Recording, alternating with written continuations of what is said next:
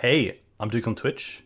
If you want to support the channel and greensunzenith.com, you can find my Patreon, merch store, and singles store where you can buy singles through TCG Player or Card Hoarder in the video description. If you want to get in contact, you can also find all that info in the description below for things like donation deck lists or just wanting to reach out. Alright, let's get right into it.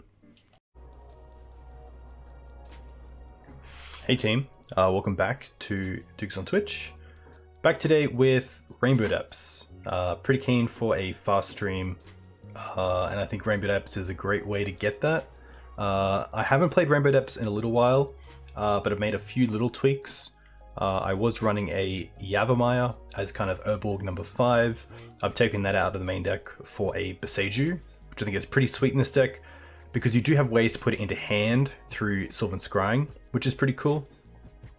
And then I've taken out the 2 Duresses and gone up on a Stifle and Needle, mainly as a bit of a play against Blue-Red Delver, to have a little bit more game against Wasteland, and yeah, to kind of see those cards a little bit more consistently. Hey Eli, welcome. Hope you're doing well, and I hope you had a nice sleep. And then to the sideboard, I've added in another Boseiju. I just think this card's actually pretty good in this deck where you do care about artifacts, enchantments, and non-basic lands. So yeah, pretty keen to see how Boseiju goes. And if it's something that maybe when Tom comes back, praise be to Tom, maybe he tries out Boseiju as well and likes it. So we'll see how that goes. The other card was Tower of the Magistrate, which I really want as just a way to be able to get through kind of pesky flies, things like Baleful Strix, Thopter tokens, anything of that nature. Also pretty good against the Stoneblade decks as just a way to keep Kaldra off the field from really forcing us to be maybe a bit more aggressive than we want to be with Dark Depths. And it keeps things like Jide off the table, which is pretty cool. So pretty cool to see how this goes. I really like decks like this because they're so nice to look at. A lot of the deck is playsets, which is great from a consistency perspective usually. And yeah, just like a really cool deck to play, a bit of a puzzle. So pretty keen to see how that goes. Hey Double, welcome. But yeah, just feeling like Rainbow Depths. No play points. Oof. Banned this okay, I guess that's a pretty good showing of where Maverick is right now. Oh, we do have event tickets. Oh no, but we only have 30 play points. Yikes. 10 play points. I'm gonna have to use ticks. I've never used ticks. Alright. Yep, let's use ticks. Alright. Hey Jide, welcome. A big thank you for your donation deck list. I've messaged Ali as well, and hopefully we get that sorted over the next few days. And yeah, really keen to play out lands. I've played lands in paper a few times. I really enjoy the gameplay of lands as well. I think it's a great deck to learn sequencing. A little bit like, I would say it's up there with Burn. When it comes to sequencing, I think lands and Burn are 2 decks where if you really want to increase your kind of knowledge around sequencing and playing strictly correct, then lands and Burn are 2 good ones. Hey Juju, welcome. Yeah, the pressure is on. I love play points, so I think Depths is a pretty good deck to jam leagues with if you want to farm play points.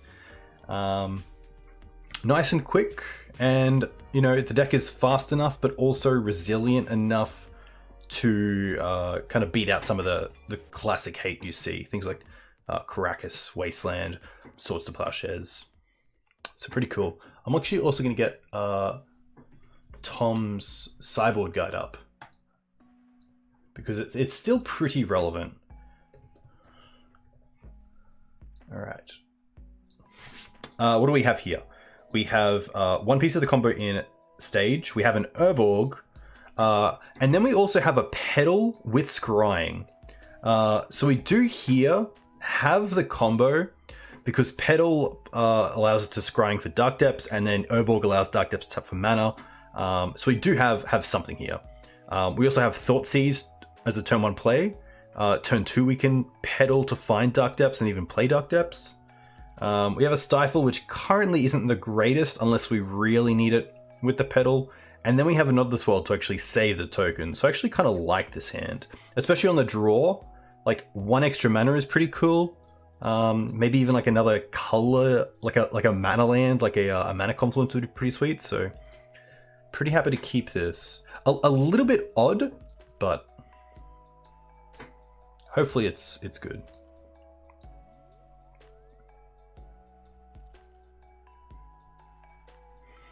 Especially if my opponent goes like fetch land pass, we can like play Urborg, play Lotus Petal, Thoughtseize them. Okay. Oh. Looting? Okay.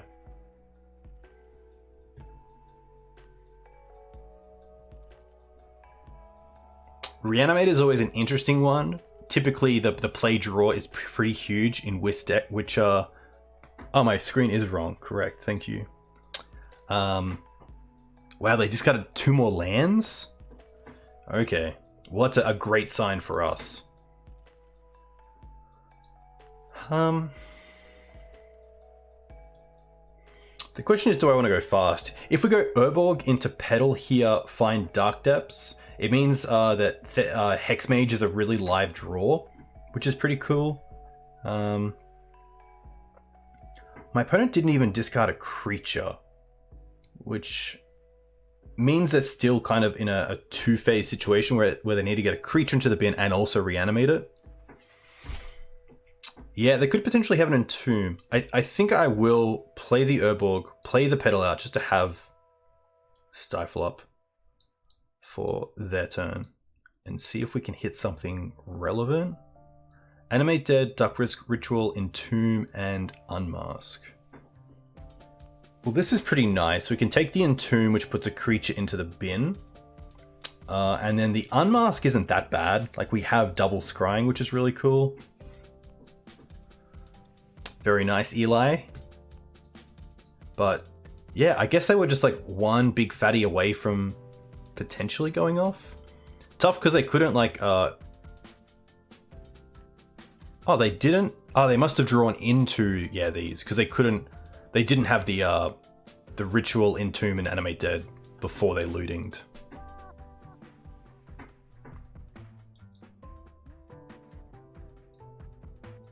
Okay.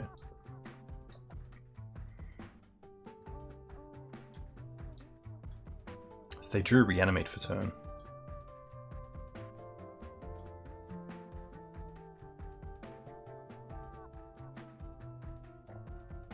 They probably take the Stifle.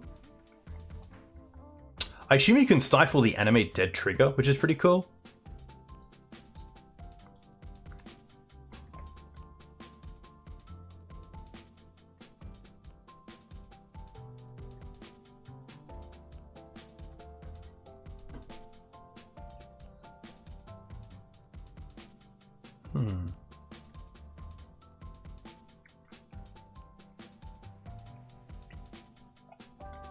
They take a Sylvan Scrying. That is more than fine. Inquisition. I don't really care about Inquisition here. I guess I get hit by like another looting. If they looting into a creature, they can then Ritual into Animate Dead. But I think here I'm pretty happy to just Scrying. Hey, Luca Boring. Too kind. 19 months is very, very cool. So a huge thank you. Hope you're doing well. We can actually, yeah, this is fine because I had to play either Depths or Stage this turn. So go and get Dark Depths, and then I might just take away this Animate Dead.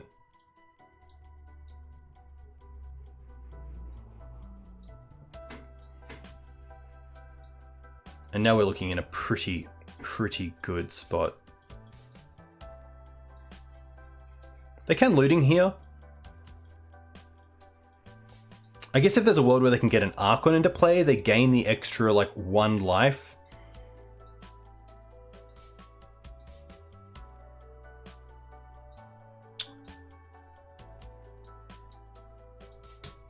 Alright.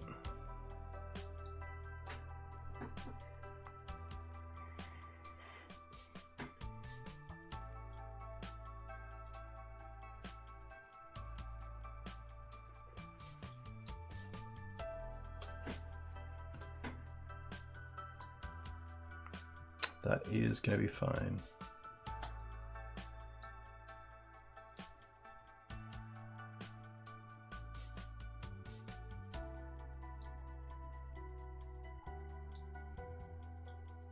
All right. Gonna have a quick look at Tom's sideboarding strategy. We're up against Reanimator.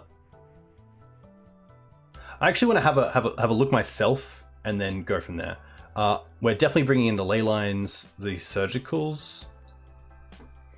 The Caracas is probably just better than the Ghost Quarter.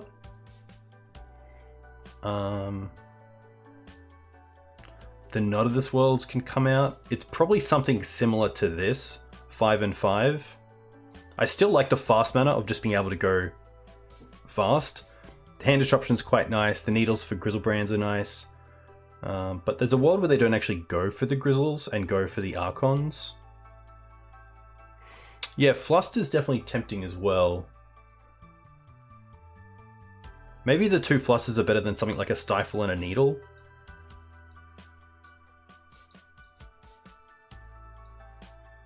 Trophy is always interesting as well, like if I really have to kill something, otherwise I don't have a great way of killing a creature, but I think with this, I'm really just trying to have a game plan post board where it's not about allowing them to actually get a creature into play, it's about keeping them off the ability to get a creature into play.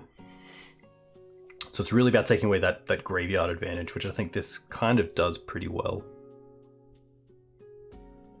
Pretty happy to see how this fares, and if there is a game 3 we can have a bit more of a look into the board, but I think these are just such good haymakers that it's going to be pretty tough for my opponent to take game 2 if we do have a solid hand with at least one of these pieces of interaction.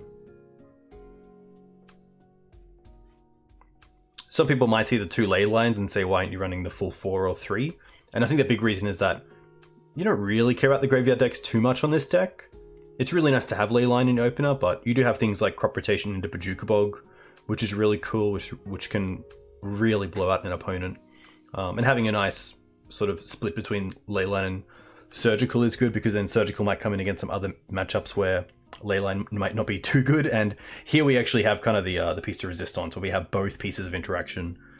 We don't have a black source, but I like to always say, is this hand a trap? Like, does it have a game plan outside of just having Leyline? And I think it does. Like, we have land drops to make, we have Dark Depths, we have Hexmage, so you know, we're one crop rotation away from like Urborg into Hexmage, which is pretty sweet, so I'm pretty happy to keep this. I think our opponent's going to have a pretty tough time dealing with both of these. And I think that buys us the time to draw into the green source for Urborg to combo off ourselves and win. Chancellor's going to be fine, because we have Leyline. Opponent's also mulliganed.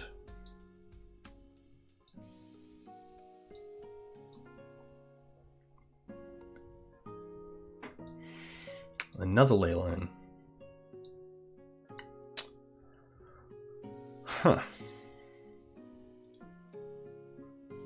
So I could play the depths here, because if we draw into...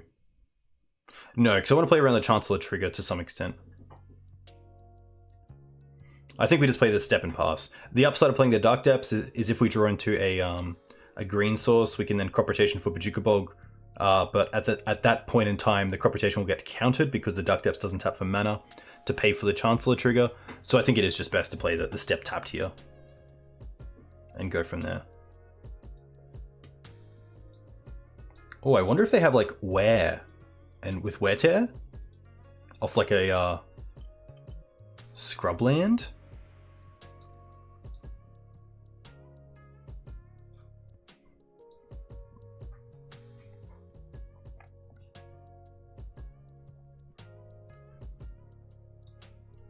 And there's the Urborg, which is pretty... I guess here we can just Inquisition them and also pay for the Chancellor trigger, which is quite nice, which also opens up the Surgical.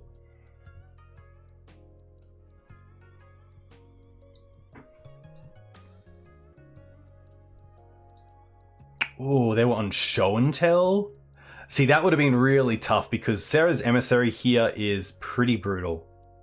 Especially on creature. I don't believe we have an out to that in the main deck.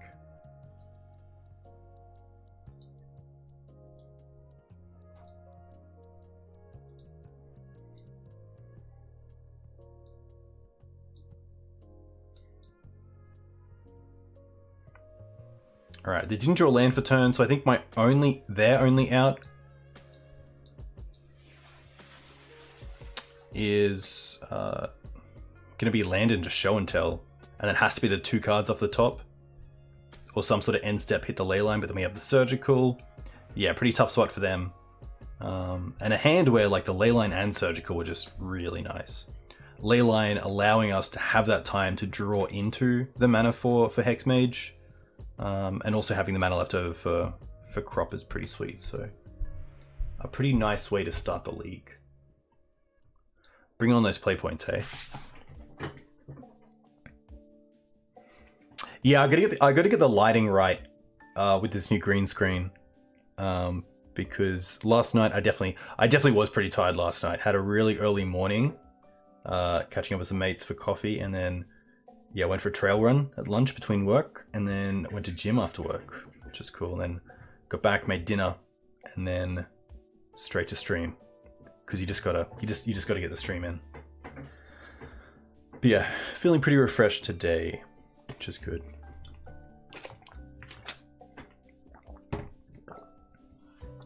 But too kind, Dizzy, too kind.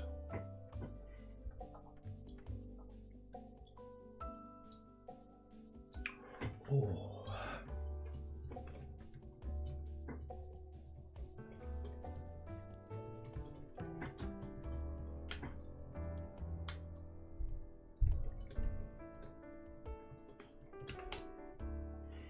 Nice. If professional Zenither, if Jide is still there, Ali is keen. So Ali and I are going to do a lands league, which is cool. Hopefully he's free in 24 hours. That'd be pretty sweet. Because then I can just stream tomorrow night as well. Let's keep the stream dream going.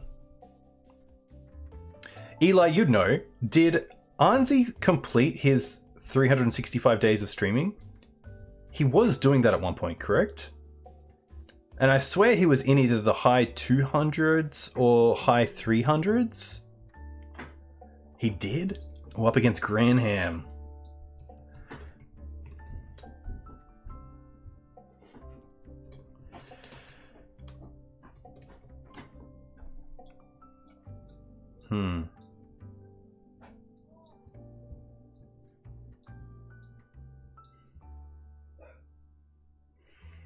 Definitely an interesting one. This is going to be Death and Taxes.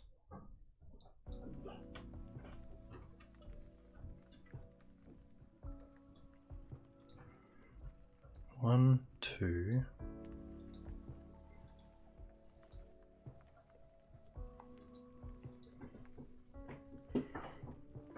Hey, is that Lawrence Harmon? Very cool. I saw you're going on the Eternal Glory podcast, if that is you, tomorrow, I believe, which is very cool for the next edition.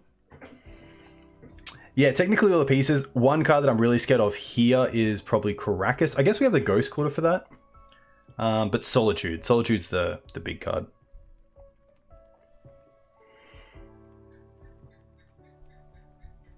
We might have called COVID. Rough. Well, I hope you feel better. Hopefully no symptoms. This is a tough one. So let's just play this out. So we're on the play, which is nice. It'd be Gemstone Mine pass, holding up crop. Ghost Quarter pass. And then we have Pedal Spirit Guide. 1, 2, 3, 4. I guess we have 4 mana here, which is 2 for crop and then 2 for Thespian Stage. This is definitely an interesting one. Hopefully just a random cold. Hopefully just a random cold.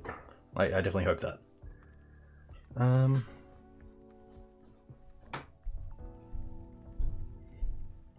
Really tough. I think it's just a little bit too all in for a deck like D&T where they have so many good outs like Swords to Plowshares. I guess we would have like Like if they turn to Stoneforge, then like they're tapped out. You know what? We're gonna try this out. Because if anything is for science, then a hand like this is definitely a opponent goes to 6 cards. Is there a deck this hand is good verse? Legit question. Yeah, I would say Reanimator. Probably having up like if you go Gemstone, Lotus Petal, Pass, and having up double crop for Bajuka Bog, that's pretty sweet. Probably wouldn't mind it against Delver either, because we have a lot of mana to play around Days and also just a quick clock. But yeah, maybe against D&T it is a mull. Just with the amount of interaction they have. Plains Pass.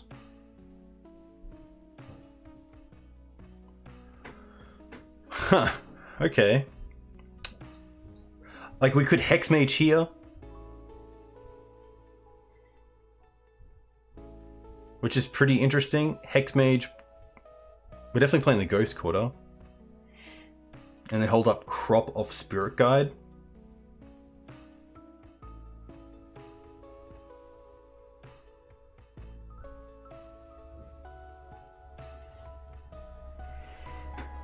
Hey, Northern Angel. Like if they have Swords to Plowshares, it's a little bit rough. If they have Swords to Plowshares into Caracas, it's very rough. They can play onto Caracas, correct.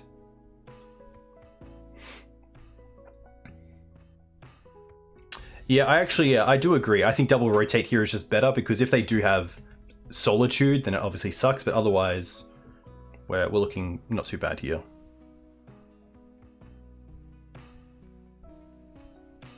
And there's Caracas. 1,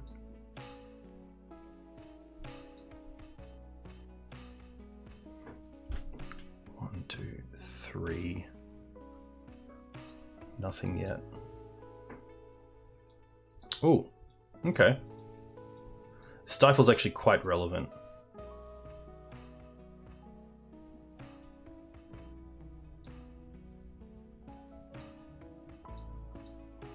I think I'm just going to Scrying here for Dark Depths. Play Dark Depths.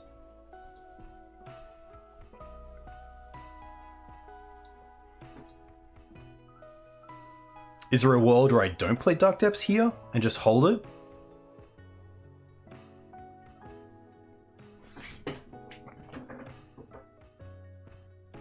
Don't play it? Yeah, I think I can be pretty passive here and just pass.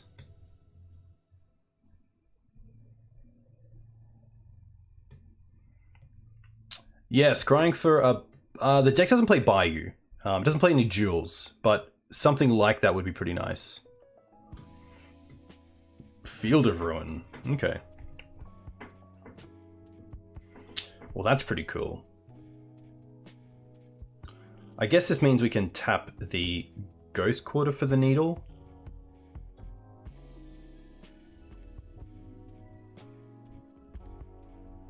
And here, I probably just want to play the Name the Caracas.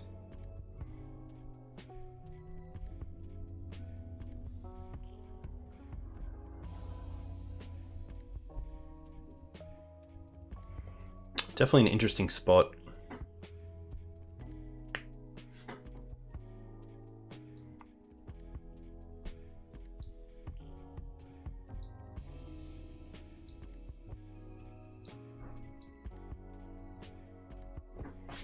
Too kind lucky. This is actually pretty interesting.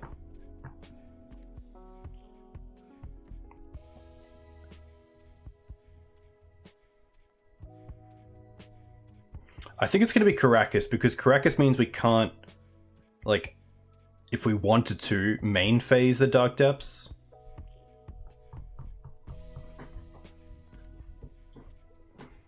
But Field is a strip mine here.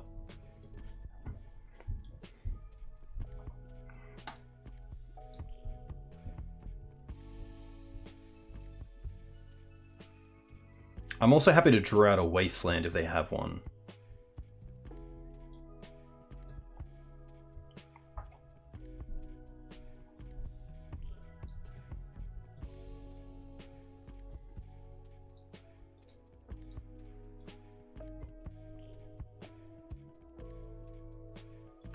Field does play into Stifle, that's very correct.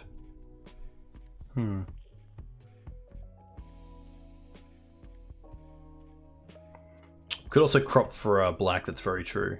Now that we have the depths down. A land here would be pretty nice. I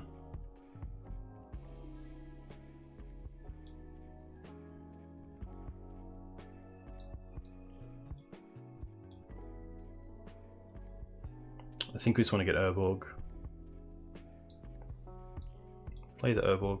The question is, am I happy to play Hexmage here? I think I'd rather wait a turn, but I can currently hold up Crop Rotation and Stifle, which is pretty nice.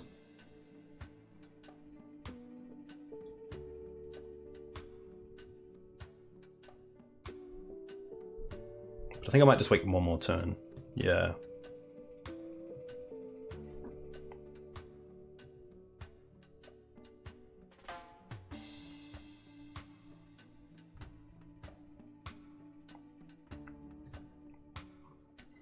I don't think I worry about anything here. Like the Stifle, I don't think the role of Stifle here is to slow down the Stoneforge. It's probably more so to keep the 2020 alive.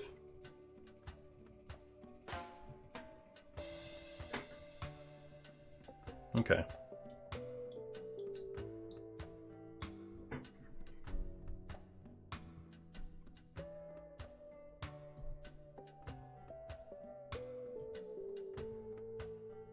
Stifle and Solitude is very nice.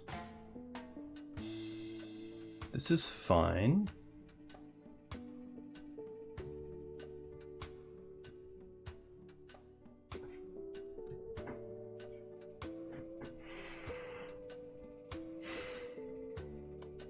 Yeah, definitely check out Granham if you're a fan of D&T. He's been streaming a lot of content, which is nice, and just got backed by Card Hoarder, which is really cool.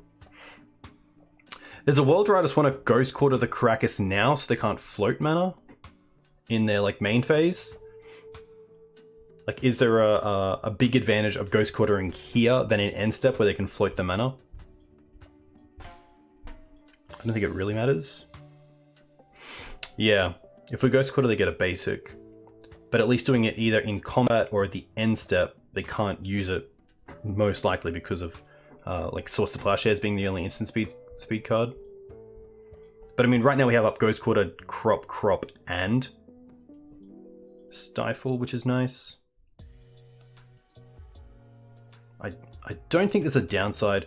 I think the downside of Ghost Quartering now is if they have another Krakus to play for turn.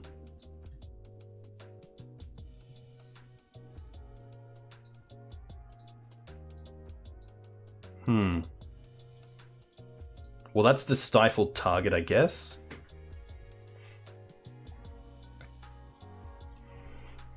Maybe it's a Ghost Quarter Wasteland, and then Stifle the Caracas, and then pro white the Solitude.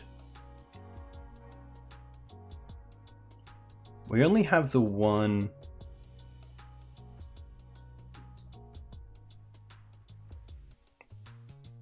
Relevant land here.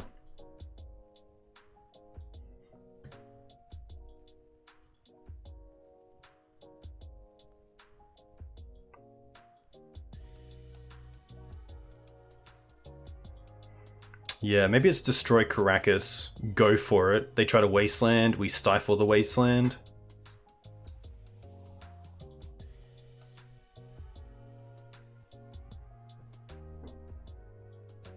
They don't float. Okay.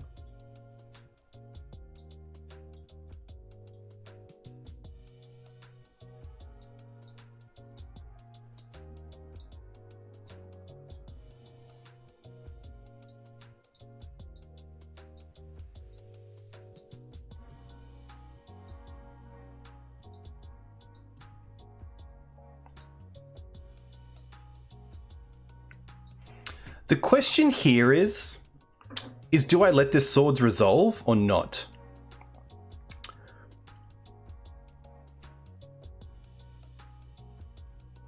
Because we do have double crop to just re-get the combo going, but I think because we have double crop, I can just use one crop here for step and see if it works.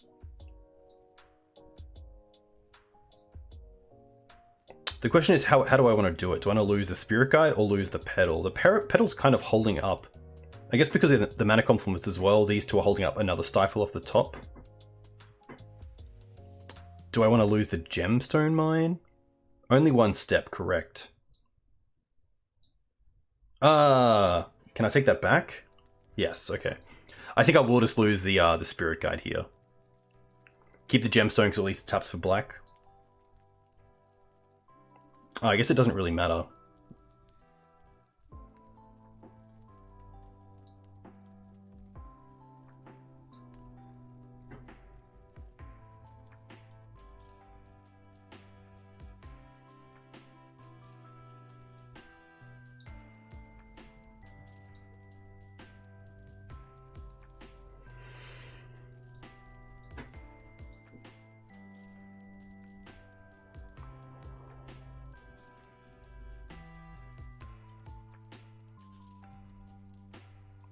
White.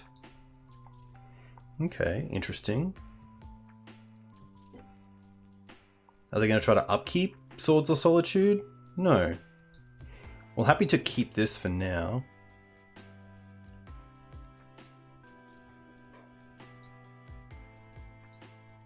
Oh my gosh. Yeah.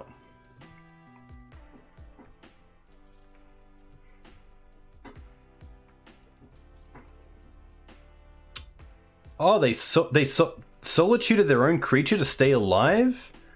Interesting. They didn't go for the Maritlage. Huh. Maybe they're playing around double step. Playing around double step. Alright, well I guess we can just replay the combo here, which is pretty nice. Does that mean they have a Karakas in hand? Yeah, it does.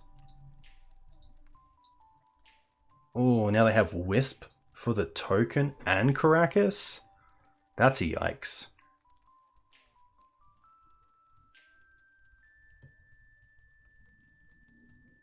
Yeah, Wisp and Karakas is brutal.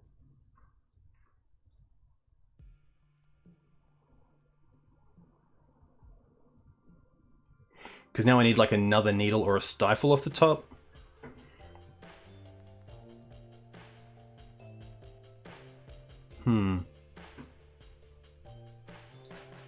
Yeah, Needle on stage here. Needle on field definitely costing us. And Wasteland, yeah. Tough.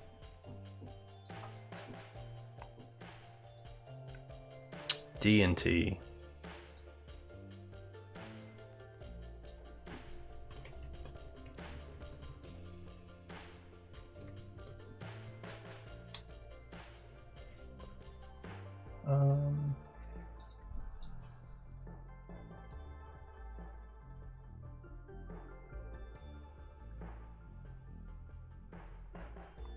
Trophy, Safekeeper Karakas, Bog Petal, Spirit Guides, Dresses. Spirit Guides, Trophies.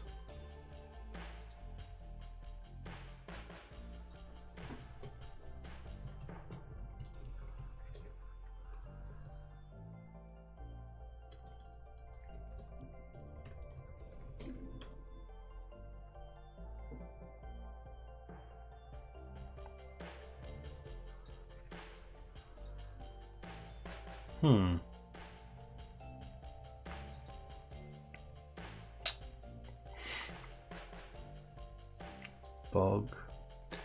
Beseiju is definitely interesting. I don't mind Tower here. This is kind of the matchup that I want Tower in.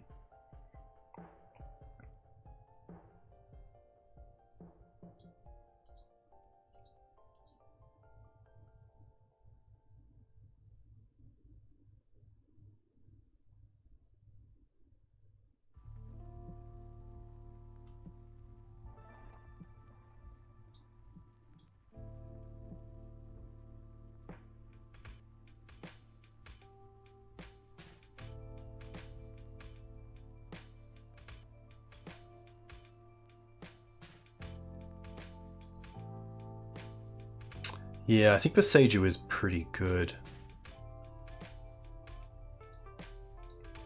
It might just be some of my fast mana.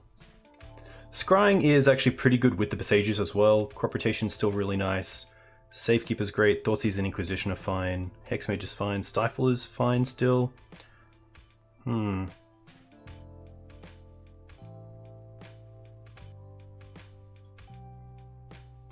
Maybe it is just like one more of these. I'm just playing less explosive.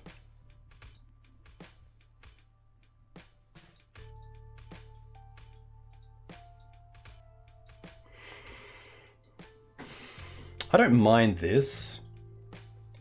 This is like turn 1 Thoughtseize off Gemstone Mine, turn 2 cast Hexmage and have Crop Rotation open for Dark Depths.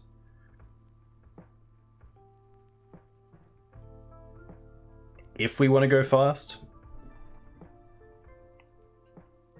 I think his hand has a bit of interaction, which is nice. I can also pedal turn 1 as well to hold up crop in case they like turn 1 waste if they want to be really aggressive, but I assume they won't turn 1 waste against a depth deck.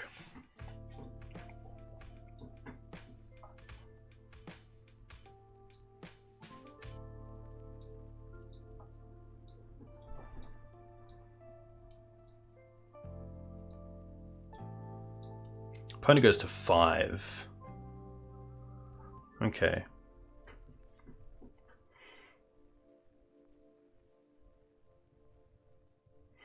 Boseiju covers the Caracas.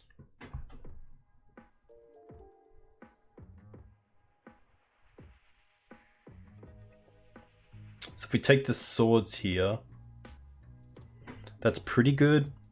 The Flicker Wisp at sorcery speed isn't that great, but the Vial ticking up is going to be a bit of an issue. Yeah, I think it is the Plow. Just for 1 mana at instant speed, it does so much. I'm going to play the Pedal and pass. Cool.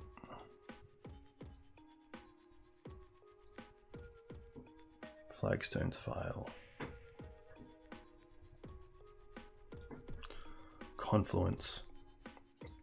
Confluence is cool. Like, I'm pretty happy here, most likely, just to play out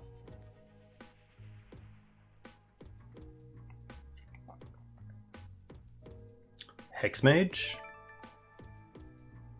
Knight of the Reliquary themselves, subbing for 7 months. Very cool. A huge thank you. Too kind. Too kind. Hope you're well.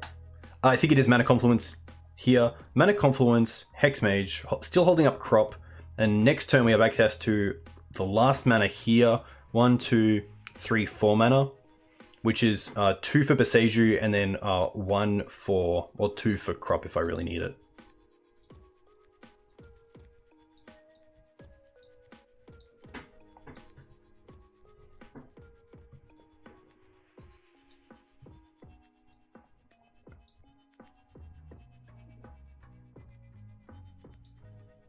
All right.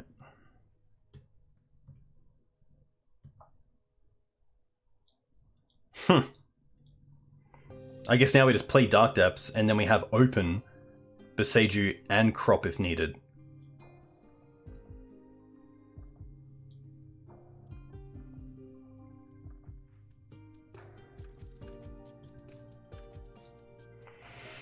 The question is, do I play around Wasteland?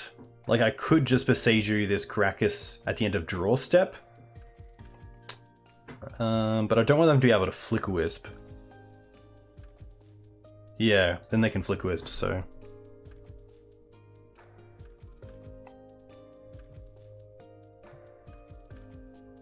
Hey, well, thanks, Knight. I very much appreciate it. Very much appreciate it. I guess here we have crop for Wasteland in a way.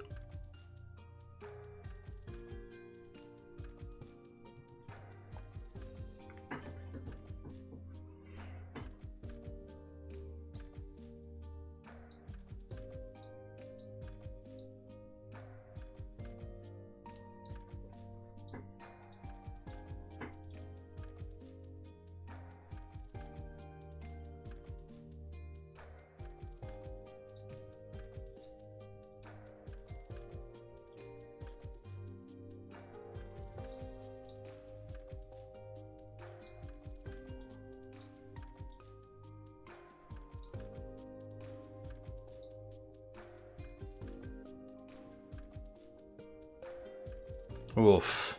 All right.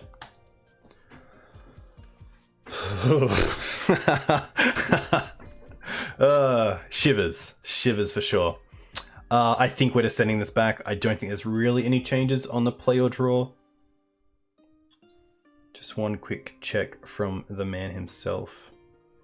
On the draw, on the play. Yeah, very similar. So...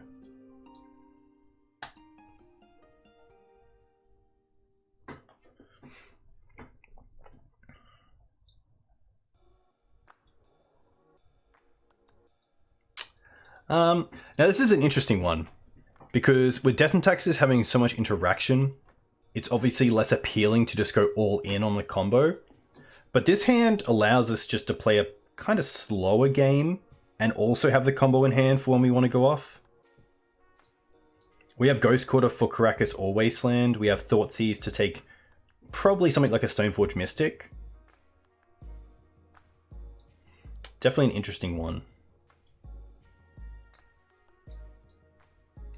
The only thing is, like, we're not doing a whole lot. Turn 1 Thoughtseize only accomplishes so much.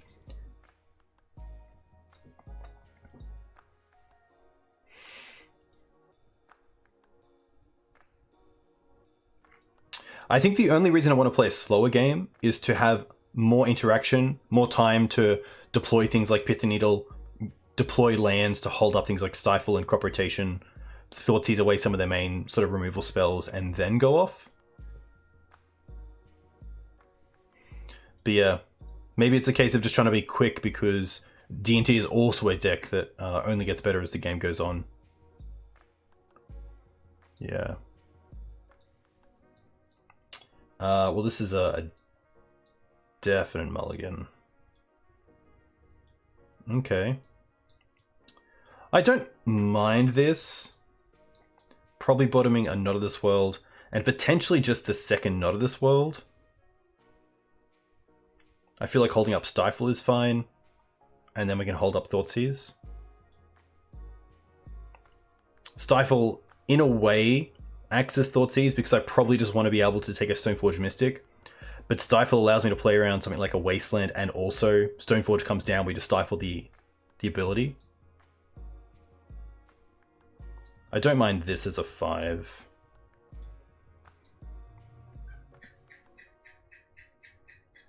Hey Ark, welcome.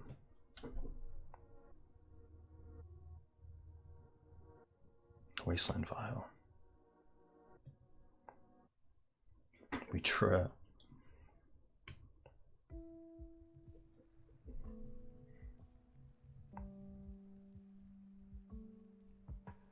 Yeah, that's a really good point.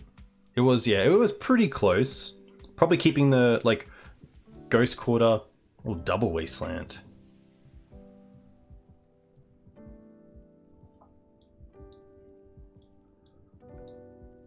Do we just hold a double Stifle here? I feel like I want a Thoughtseize.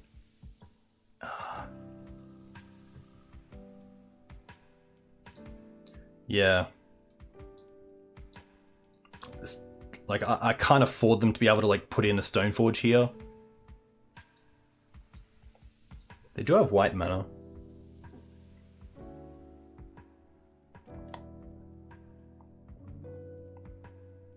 Maybe I don't care about this with the Stifles.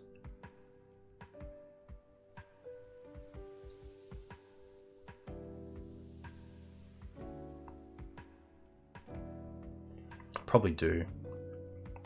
Like, next turn they get to, like, Port and also Wasteland.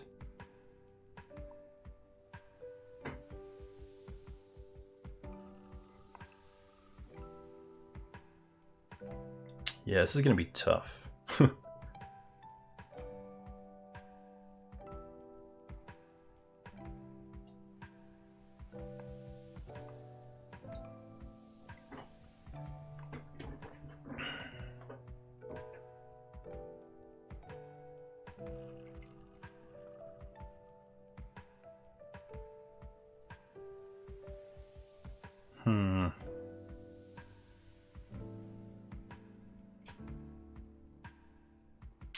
Yeah, I think I'm going to take Stoneforge. I think there's so much merit to any of these. Probably not Skyclave, but the Recruiter as well.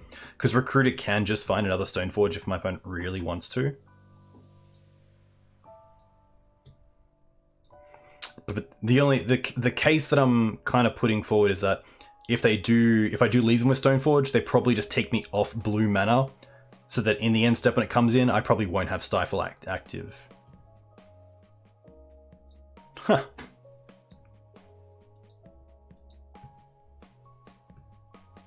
Look, we can always stifle the Recruiter trigger as well. That's not too bad.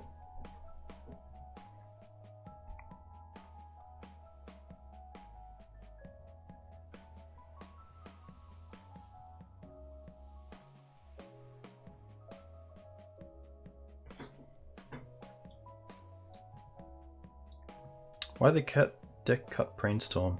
I don't believe it ever played Brainstorm, because the deck doesn't play fetch lands. Unless there was a version before Tom's version that did play those. That's pretty interesting. I think here I'm still happy just to hold up Stifle.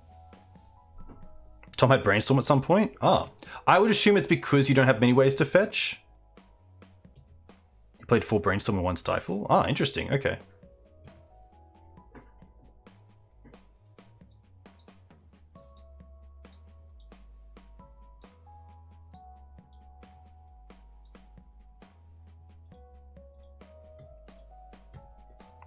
But this is yeah, maybe there's a different version. But this is brutal, because now we don't have up crop rotation, so like, my opponent can just double Wasteland and port us here.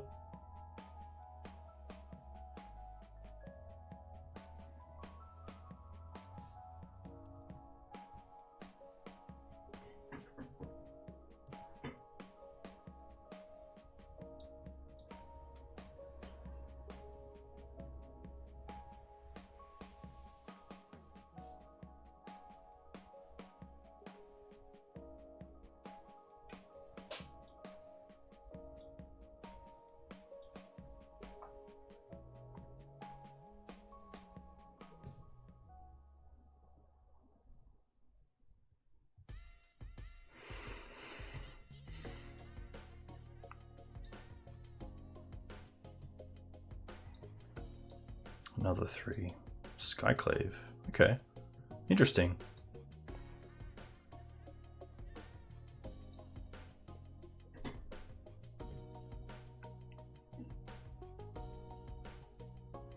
We should have tapped the other mine. Ah, there we go. Yeah, that's very true. If we try to stifle, we just get stone rained. Yeah, that's very true.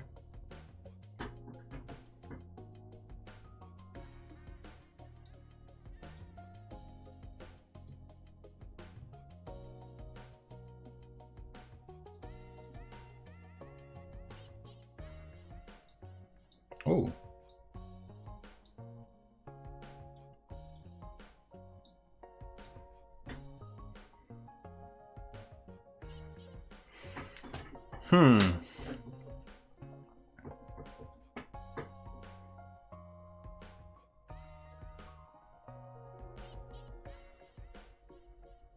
This is tough because we kind of know that Yorion's coming via the Vial, so the Skyclave and the Recruiter are going to get value. I assume for something like a Solitude.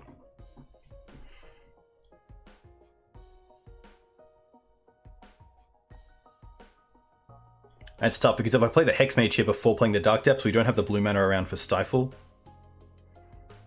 Stifle the Yorion stuff coming back in, that's pretty cool.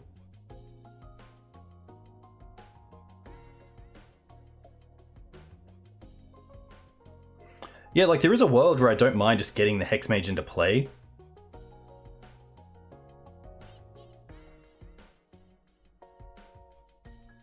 Like I don't mind losing the Dark Depths. I don't think this Dark Depths is becoming a 2020 with double Wasteland in play.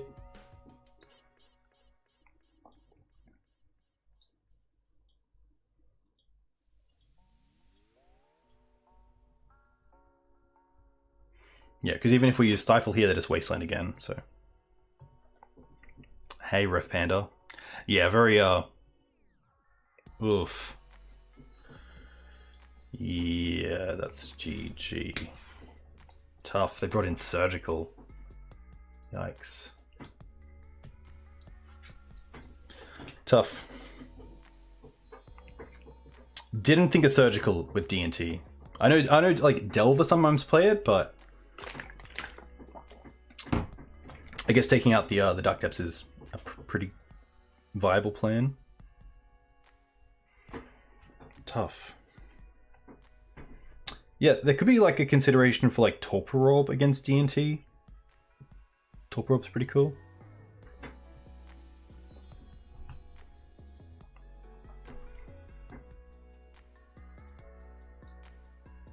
Yeah, close one for a mull, which is nice. No. I think the mana here is just a little bit too weak. Rider Consumption is pretty cool. I guess Fling is probably better because it can't be hit by... It's pretty much the same hand with the mana. Fling can't be hit by Veil of Summer, which is pretty cool against some of like the Bant decks. Yeah, this hand just doesn't really do anything. No. There is a good 4, and this is it. And this is exactly why I like mulliganing, because you only need 3 cards. You need Urborg, Dark Depths, Hexmage, and here we just get Thoughtseize, which is perfect. So keep this, bottom, bottom, bottom, done. And just hope that this is a deck that kind of folds to just Thoughtseize into Hexmage into Dark Depths. Oh, it's an Echo deck. I'll take the Echo here. That's all I really care about, because, like, what else do I really care about? Ah, they can flash it back. They can flash it back. Maybe it's the Mox Opal.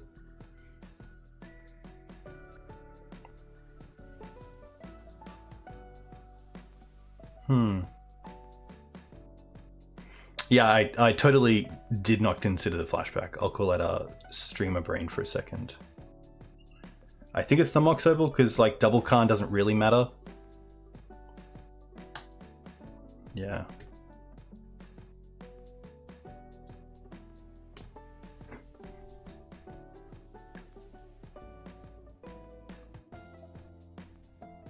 Well, they play the Saga out. Okay.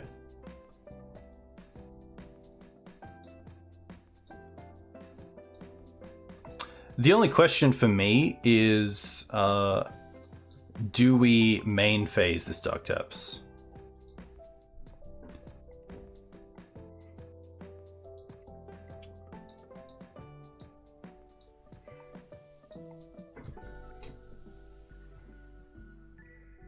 Is there any reason here to play around anything? Like, I'm going to assume they're not playing Wasteland, and they're probably not playing Karakas. Might have Aether Spellbomb. Yeah, Spellbomb's pretty bad. Maybe like the blue bounce land potentially, but it's looking more like a pretty heavy build on colorless. Can we beat LED into bridge? We can. We could Sylvan Scrying. I guess we can't use the pedal if the Khan comes down, but we could try to Sylvan Scrying into Beseiju to deal with the Ensnaring Bridge. I think the knots are probably not for this deck. I do like the extra Beseiju. I do like the forces. I don't mind the trophies. Leyline's interesting, seeing the echoes.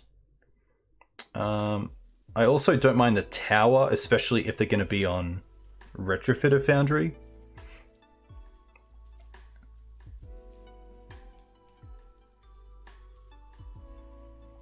I don't mind trading the tower with the Ghost Quarter. Hey, thanks, Echo. Too kind. Stifle's probably not as good. I still like the hand disruption. I still like the fast mana as well. Probably want Ghost Carded hit Sigil. Yeah, I guess because Saga does find Spellbomb. That's very true. Needles are fine. Crops are pretty good. Thoughtseize, Inquisition, Hexmage, Scrying. I think it's just going to be this. 7 for 7. Oh, we get one more card. Okay, we get one more card.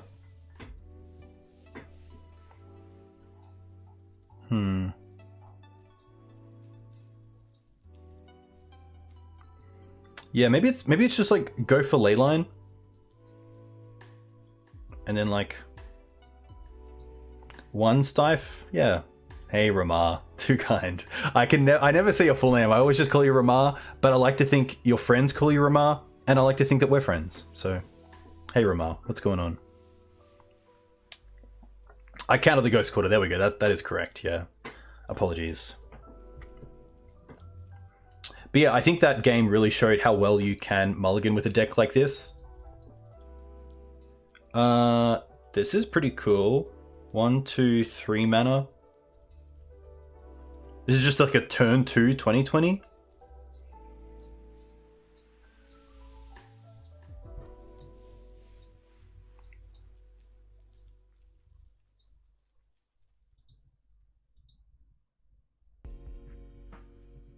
Yeah, they probably play Chalice. Sage's pretty good. I think we just play the Mana Confluent in case we have to crop. There is a world where Sage is just better here. Hull Breacher end of turn, that would be pretty brutal.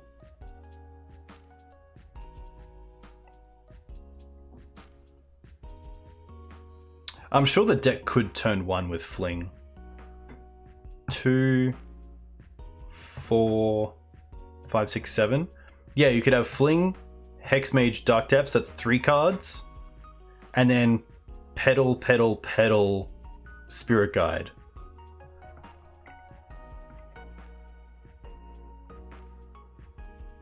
We also naturally combo if we just... Yeah, that's very true. If we just draw the Dark Depths, that's pretty cool. We can also hold up a Sagery here, which is pretty sweet.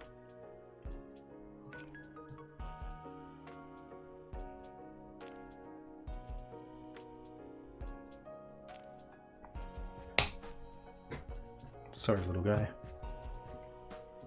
Island. Oh, just a pass. Just a pass, they say.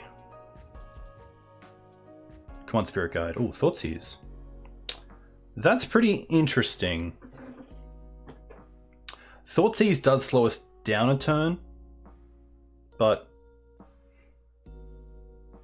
yeah.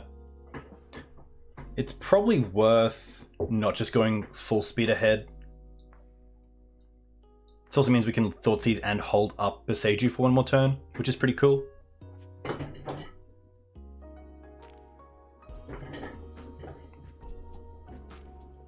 Chat on it tonight. Oh wow, they had... Huh.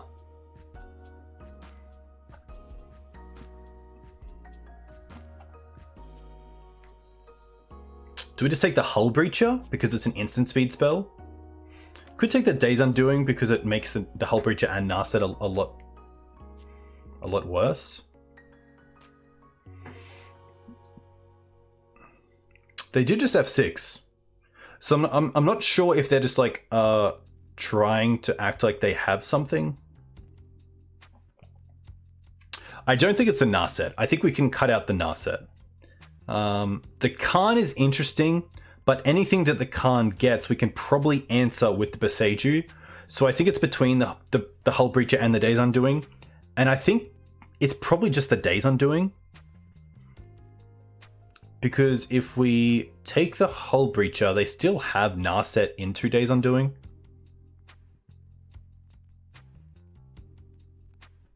But then they're kind of tapped out as well. But yeah, maybe it is just taking the Days and hoping they can't like Hull Breach into top deck Days.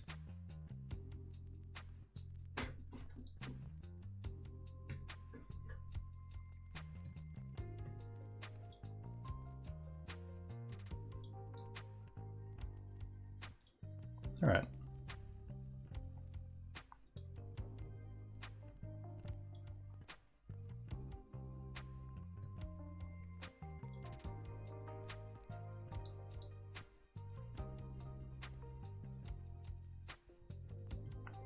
Hey Soft, welcome.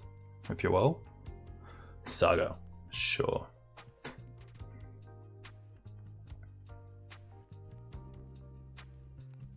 Khan is pretty good.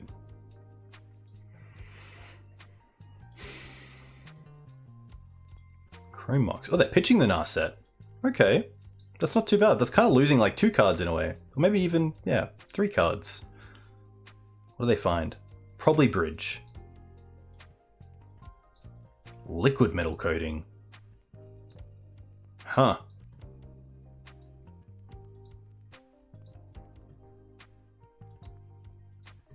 Jittery, welcome. Hope you're well.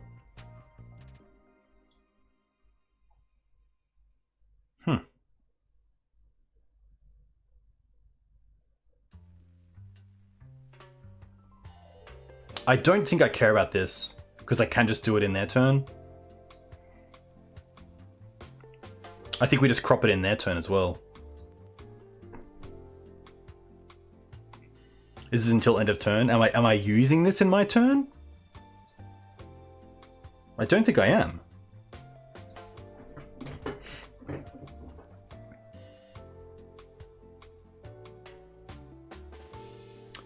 How's the games? 4-1. We're currently 1-1, but up a game in this matchup. Just get Dark Depths now. Yeah, maybe that's... maybe that is the case.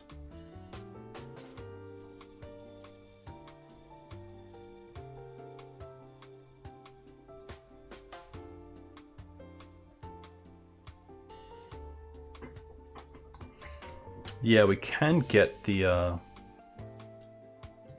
what do I want? Urborg? Urborg would be sweet. Ooh, trophy's pretty nice.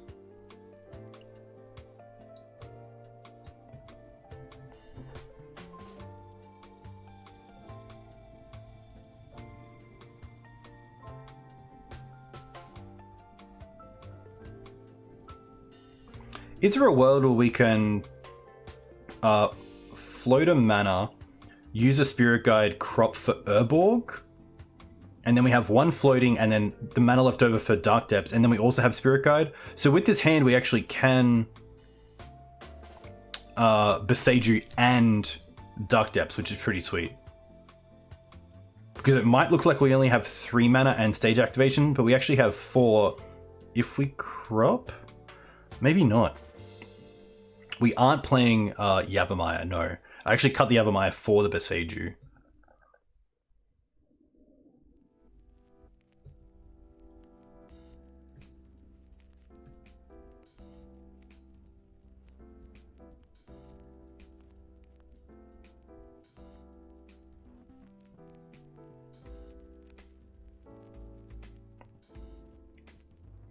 Are they going to try to tick up with Khan here?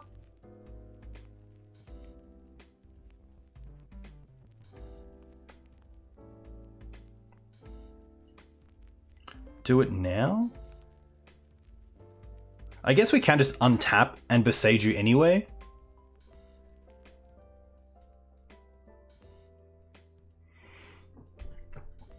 Float on the stage.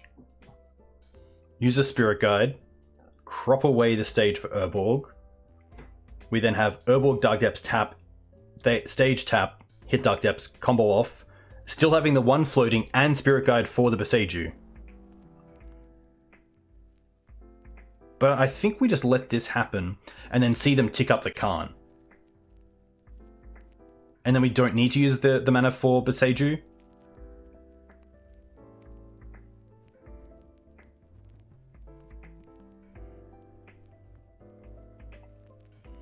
Yeah, this is fine.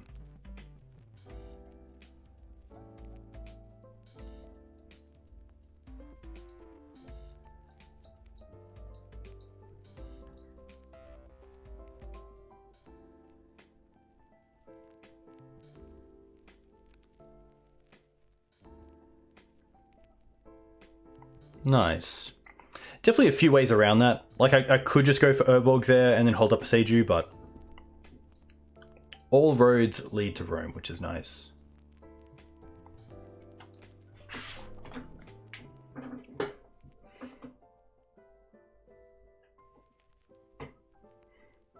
Yeah, it didn't need a tap, which is pretty cool. Nice. Quick shout out to my YouTube channel, where I just posted some recent content. So if you like it, check it out. Subscribe. Follow. Watch Legacy. It's a cool format. Cool to have you guys in chat tonight. Whew. A little bit of navigating, but take that boring pile of cards. Yeah, the Days Undoing decks, for the decks that I usually play, are pretty tough. And pretty tough to like allow them to continue after they've cast Days Undoing with Narset or Hull Breacher out, just in case there's a chance. But usually there's not a chance. Hey Ari. Yeah, I assume it's probably a little bit harder on mana for Narset. But having the Karn package is kind of cool. And also the Soul Lands and the Artifact mana to get out the Hull Breacher quickly. I've seen a similar thing with 8 cast that plays like a Hull Breacher style Echo combo, but yeah, pretty interesting. All right, up against Jan again. Did we just play Jan? I think we did.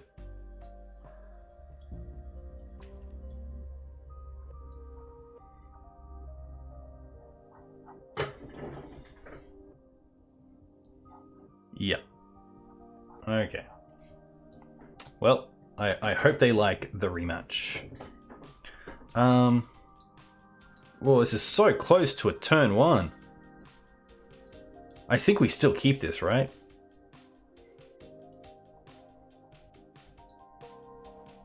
If only we had a way to put another land into play, that'd be cool.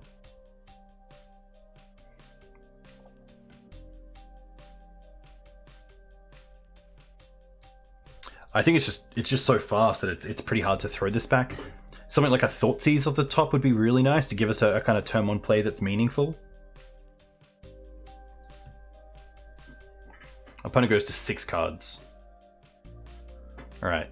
For those of you who don't know this card, it comes in tapped with 2 depletion counters on it, and then you can remove a depletion counter from it to add 2 blue, so it kind of acts like a soul land. And then when the counters are gone, you have to sack it. Oh, what about Inquisition? Okay, that takes out of Hull Breacher, which is pretty cool.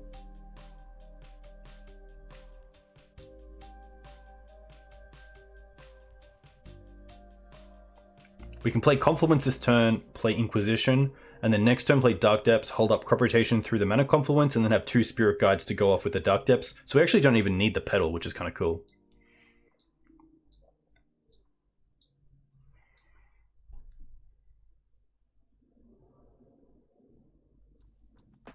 Oh, Force. That is fine. I will cast this. And then pass. I'd love them to see this and maybe cast like a Karn here. We also have the Sylvan Scrying to go and find Boseiju if needed, which is pretty classic.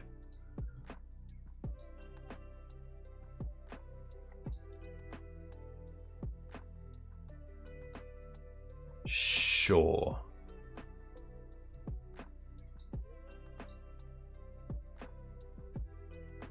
They have 1 card left. Let's just hope they don't find Days Undoing or LED and then have the other one at the same time.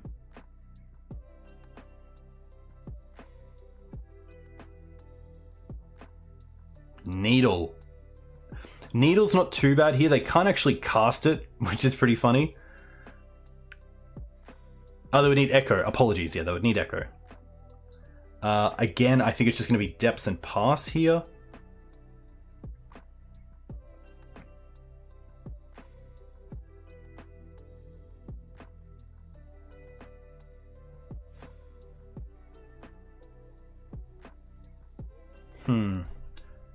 One, two, three, 4 mana. I'm trying to see if there's a world where we could Scrying for Boseiju and then hold up the combo and Boseiju, but I don't think there is.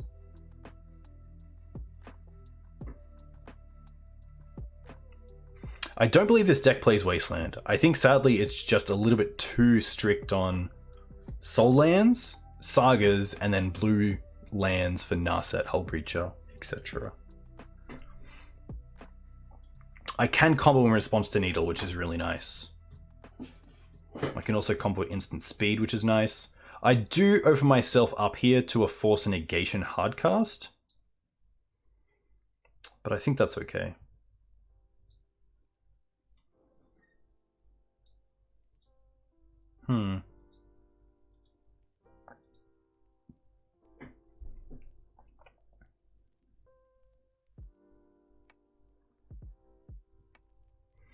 Do I want to respond to the Narset? Maybe. Maybe here I just crop in response.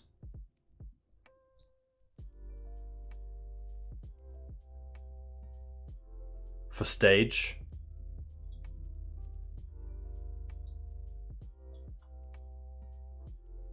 Then we have Spirit Guides up.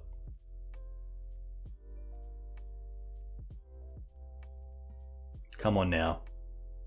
Oof.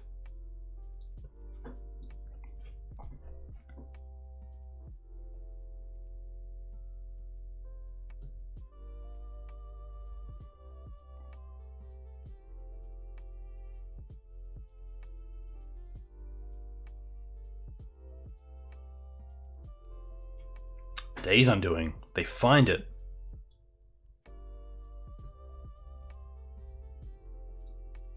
Days Undoing does end the turn. Oh, and they found a Force? No, they had a Force. Huh. There's the Needle. I think I just like casting both Spirit Guides here because I lose them anyway to the Days Undoing. So I'll keep the Lotus Petal around.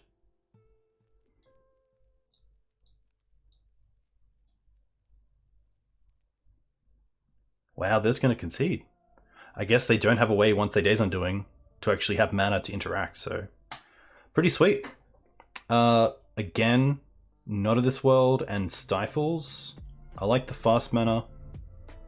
Force, Beseiju, Tower. Trophy. What else did we cut? Inquisitions. For Leyline, and then kept a Stifle. I believe that was it. Yeah. Nice.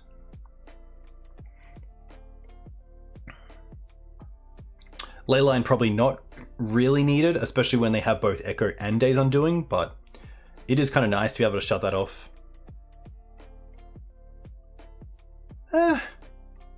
Maybe not. Maybe the Inquisitions aren't that bad.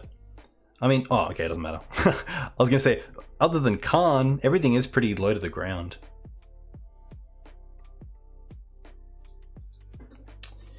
No green mana here. But we do have Force up, which is kind of cool.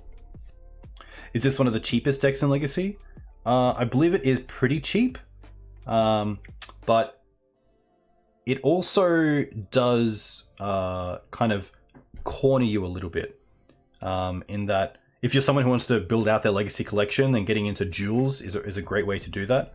But, you know, spending, say, $30 on mana confluences and gemstone mines is still expensive in a way because they kind of only fit in a few decks, like Dredge potentially and this sort of deck. This is so close to just going off that I kind of like it. Especially having Force and a spare card, that I'm actually going to keep this. Like, we have 3 draw steps to draw into Dark Depths or a green source, which is pretty high.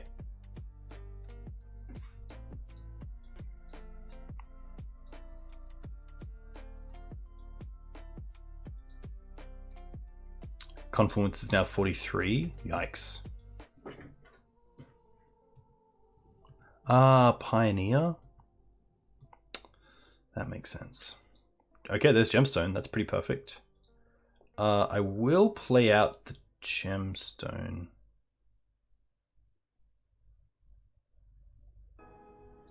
I don't think we... I mean, I could be really aggressive and crop for Ghost Quarter, but I don't think that's where I want to be. We know they play an island. And I don't really want to force just yet.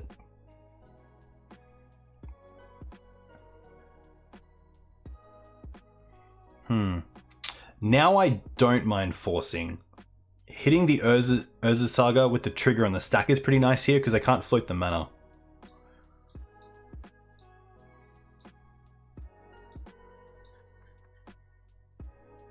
See if they sack the diamond or not. If they sack the diamond, both of us get a redraw, so yeah, I could see them just allowing this to happen.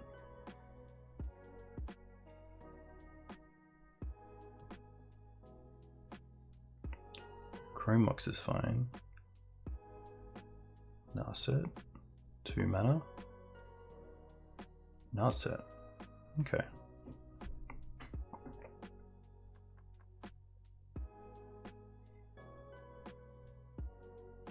They find a force. Okay.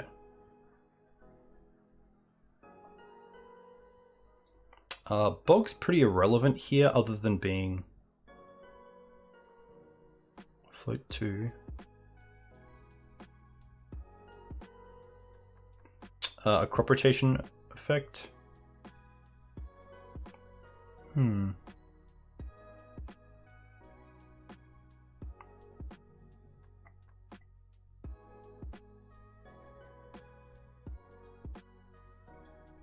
Yeah, it might just be stage here and then pass with crop up. And then we can Urborg pass with crop gemstone away. We know they have 1 force. They potentially don't have another blue card.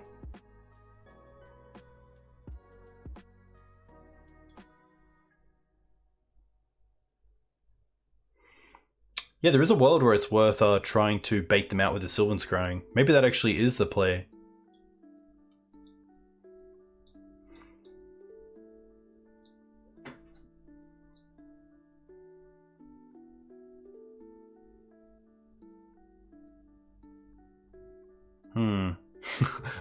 I kind of don't want to get a land now. I guess we'll get a Depths.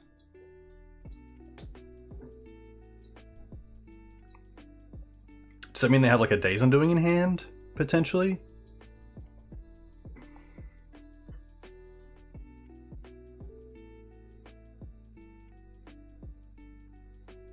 Days. Okay.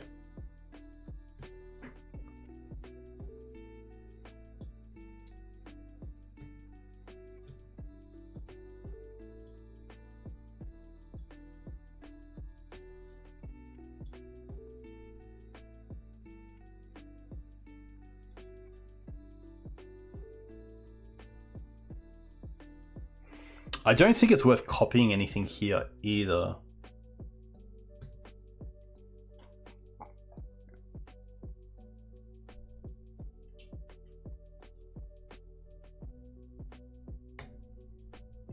I mean, currently we do also just have a hand, a mana base that drawing naturally into Dark Depths would be pretty sweet. It's probably just our best draw is literally just Dark Depths.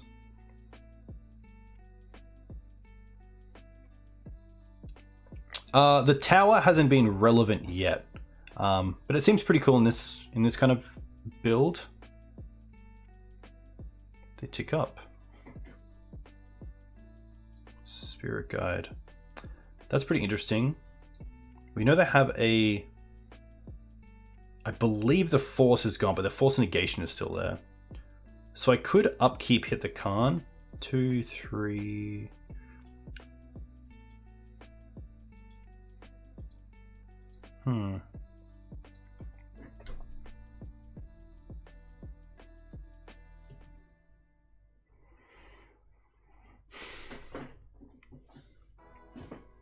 We could cast the Guide, that's very true.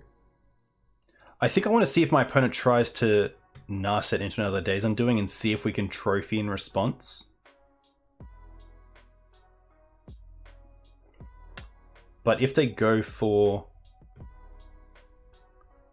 like Liquid Metal, that's pretty rough. Liquid Metal. Sure.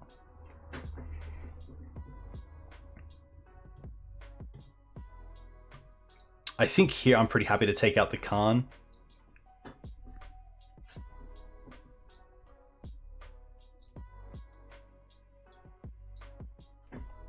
Just to turn off the trophy or the coding in our turn. But they have force. Okay.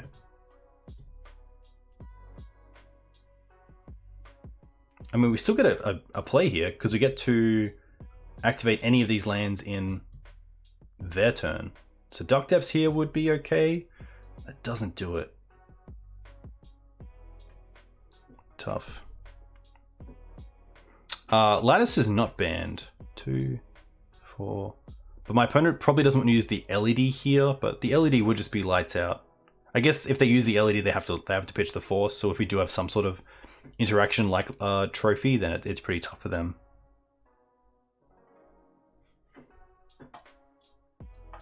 I think we're just in a bit of a prison state where it's too hard to get out. I'm going to drop those ley lines and bring back in the Inquisitions. Especially on the play, I think they're a little bit better.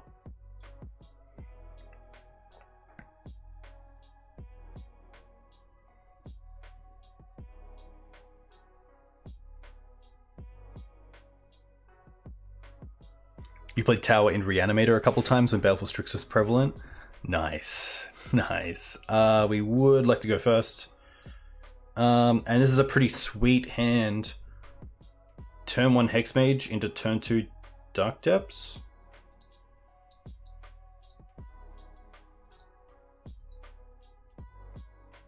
They've mulliganed to 6 cards.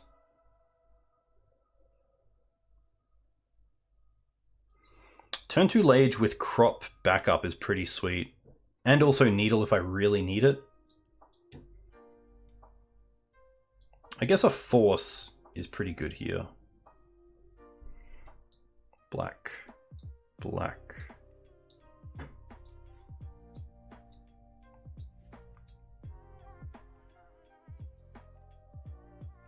Force pitch Force. I mean, we still have Dark Depths here with Crop, which is pretty sweet.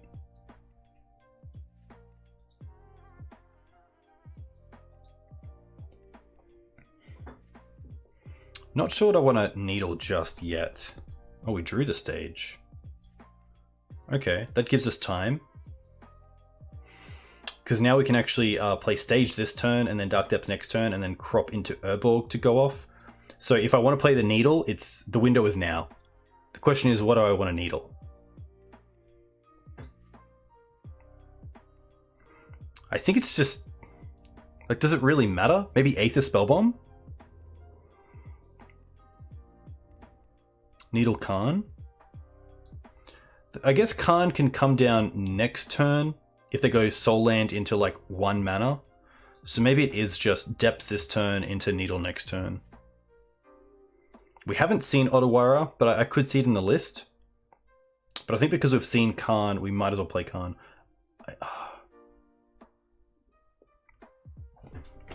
Tough spot. The advantage of playing Stage here to cast the Needle is that we get hold up Crop Rotation if it's really needed, but I don't think it's needed. And I think just because we have this in hand, it doesn't actually matter which land we play here.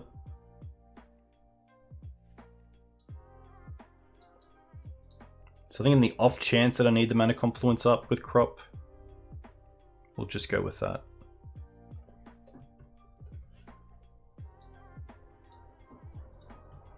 Sadly, Crop doesn't protect through Aether Spellbomb, but if they've naturally drawn that, that's just something we have to be okay with.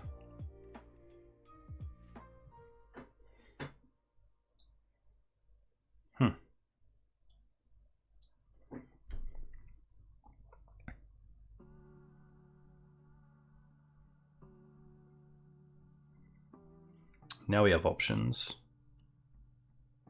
I think I'm okay with just passing with Crop up rather than cropping for Urborg now and playing Hexmage.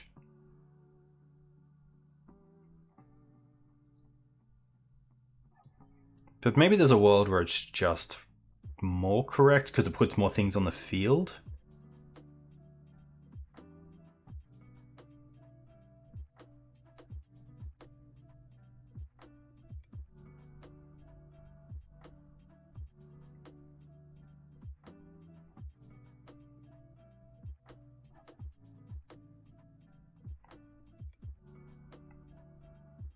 I think I'm gonna... crop in response to this Chrome Mox just so they don't have mana for Force and Negation.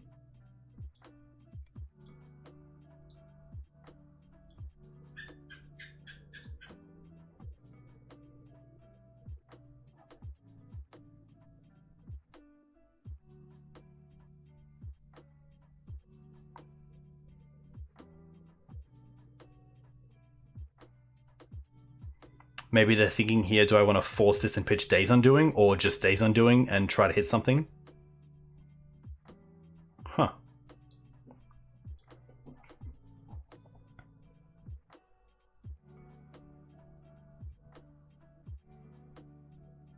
Well, they had the Force Negation, and that's what we played around. Classic. They're going to attack.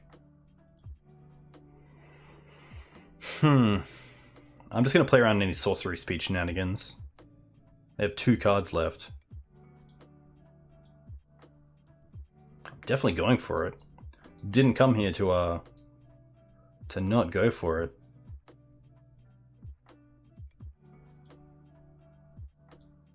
But I get a feeling there's a bounce spell here.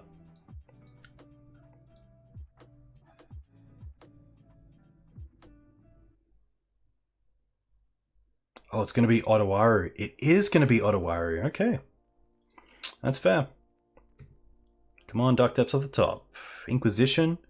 Do I care? I'd probably rather get the Hex Mage into play, because it keeps the Hull Breacher from attacking and also just answers any sort of other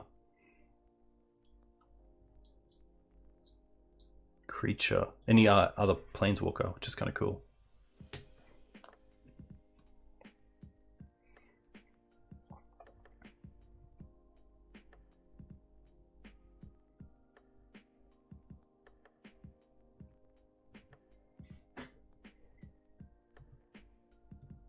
We have some really good draws here. Sylvan Scrying, Crop Rotation, Dark Depths.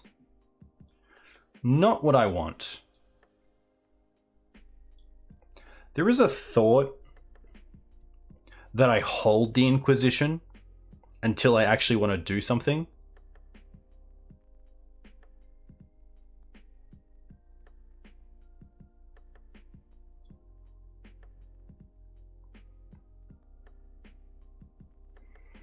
But what does Inquisition hit that they wouldn't have cast? Like potentially Brazen Burrower? That's really the only thing I can think of. But if they have Otawara, maybe there's no Brazen Burrower. I think I'd rather just hold the Inquisition for now. Try to snag, like, if they draw into another Force of Negation, or like a blue card that I could take and then leave them with just Force of Will. We can lose cards. But this does give me some play around a Force effect. Petal.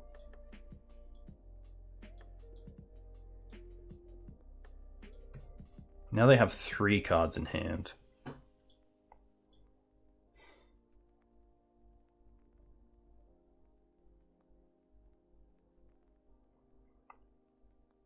Is there a world where they think that I have a removal spell and they have a Days Undoing in hand and they haven't cast it because they don't have a way to also protect the Hull Breacher?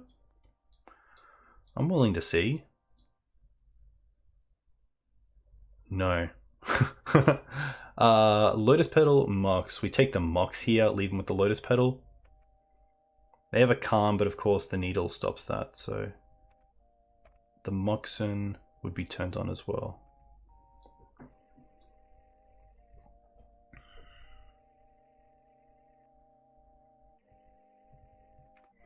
I think it's probably better there to Inquisition first and then just hold the Petal as an unknown.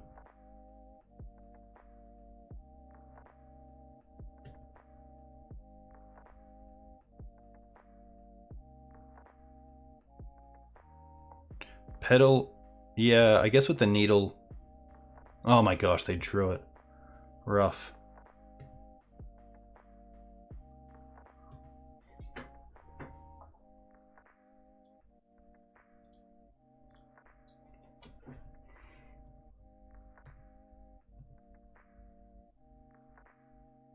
Well, I guess if they can draw it, we can draw it.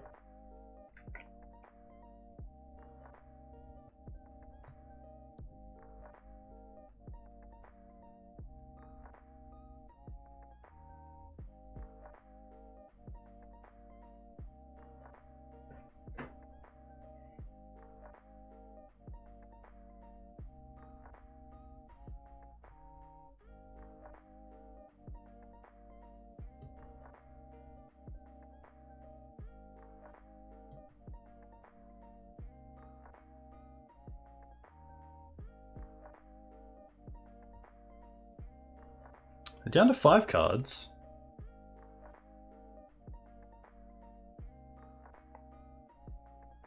I guess now we have to just go for it.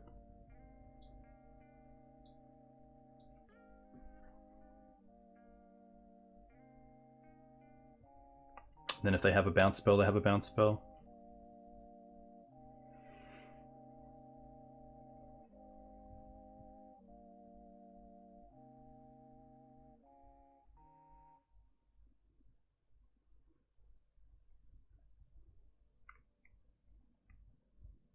The name Stage.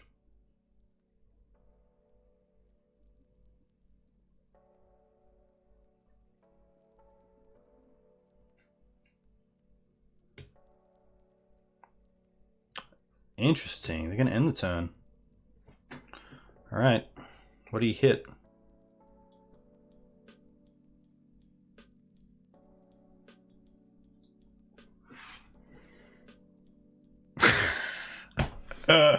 Oh, that's a massive lull. What would you rather? A 2020 or 14 cards?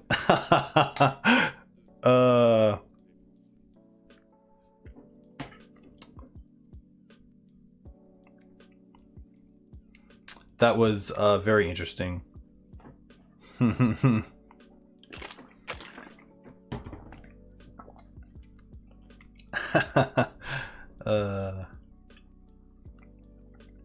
All right, up against Dan. Good luck, Dan. We did play the same person twice, but at least we won both times. That's always a nice feeling.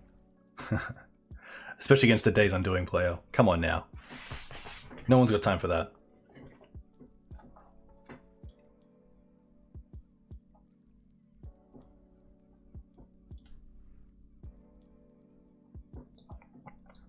No lands. All the Dark Depths in the world. Okay. Okay. Keep this. Bottom 1 stage. And the Spirit Guide. Turn 1 Thoughtseize. Turn 2 Scrying for Dark Depths. I think it is just a Spirit Guide here. I think this is pretty sweet.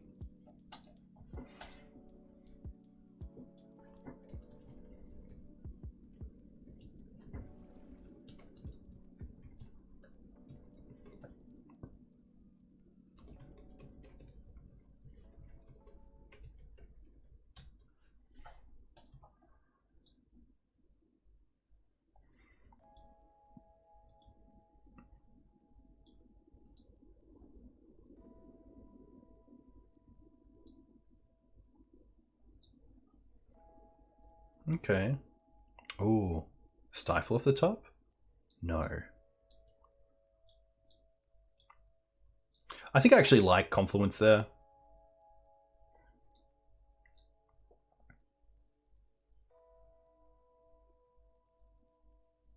I think Confluence might just be better. Oh no. Alright. Well. I think here it's going to be the Dreadnought. Because they have the Dress Down, they do need a 3rd land for that, but once they have that going, it's pretty good. I could take the Dress Down, but we do have the Brazen Borrower covered with the Not of This World.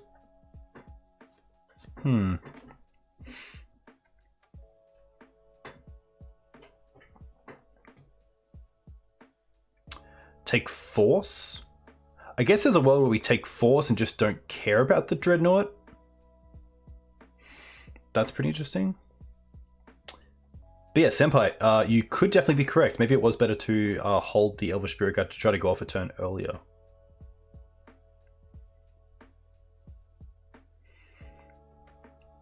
They can end step Dress Down, that's very correct, and then untap and Dreadnought. Yeah, I think it's going to be Force. And they just try to like beat them with a 2020. Do we have the time? I think we do. They untap, they pass back, they Dress Down. We have Mana Confluence I think the herbal here was actually just the biggest incorrect, because we wanted to go mana confluence into Thoughtseize, next turn stage into Sylvan Scrying for depths, and then hopefully within those 2 draws draw either Elvish Spirit Guide or a Crop. Yeah, leading on the herbal cost us a turn for sure. I think it is the force here. Like, the Sylvan Scrying is our plan, so this will be fun. This will be fun. I mean, we could just naturally draw into Dark Depths as well, so there's that. Volk, sure.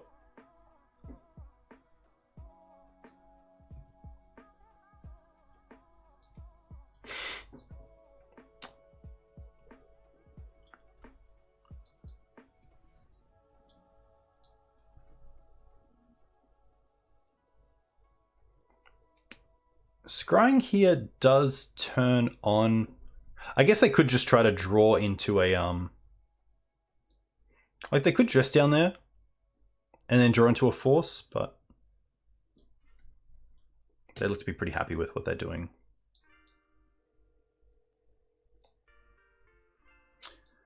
So we will take 12, but then we have the Dark Depths to block the Dreadnought, which is kind of cool.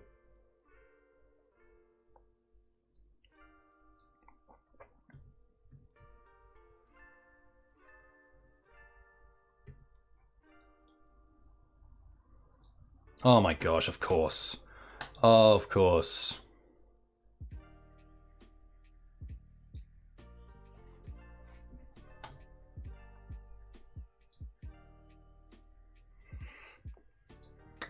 Yikes. Big yikes. Okay. I still like the knots. I don't think we need the needles, potentially. The stifles also are interesting. I think for this matchup, I do like the forces and the flusters.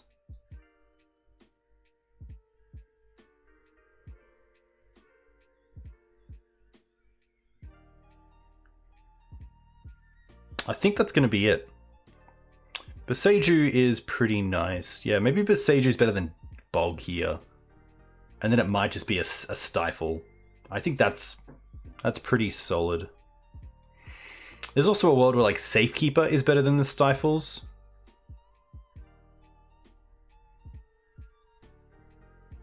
Oh, Tower's kind of cool. No, because trample, right? Yeah. I think this is fine. Trophy is what I'm kind of looking at, but I think that this is just a bit of a better setup.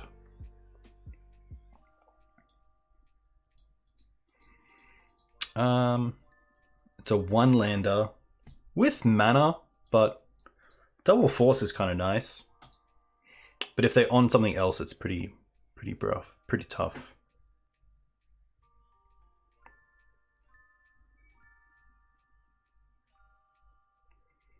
I don't think I want to keep a 1-lander here. Like, what's this hand doing turn 2? Okay. We have one piece of the combo, which I'm kind of liking.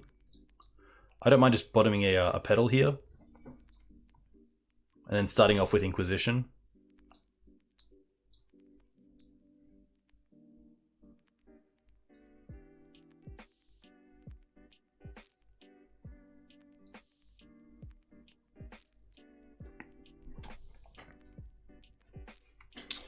I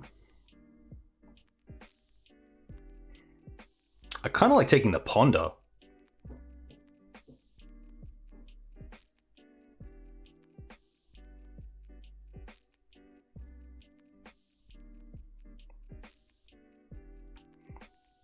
Maybe I'll take Dread and then Ponder? Or just allow him to have the Ponder. Huh.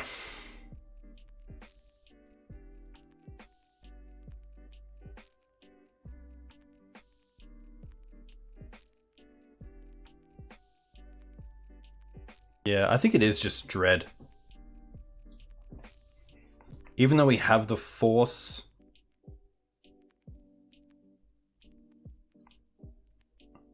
I have to draw into a green card for that, so it's kind of nice to take that pressure off.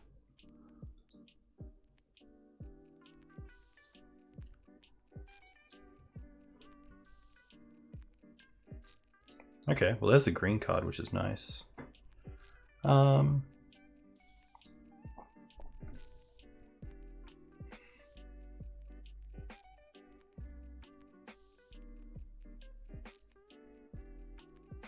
I'm pretty happy to hold the Thoughtseize for now. I feel like they're holding...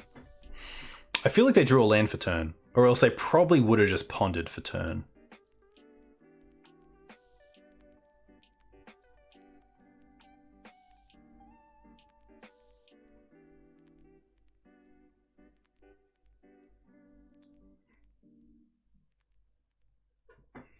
Hardcast Spirit is pretty interesting.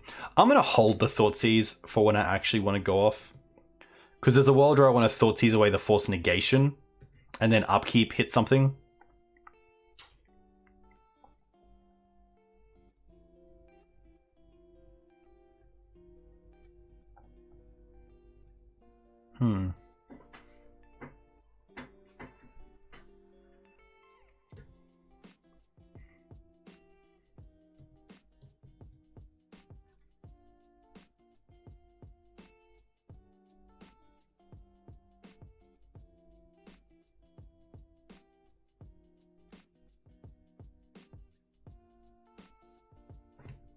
All right.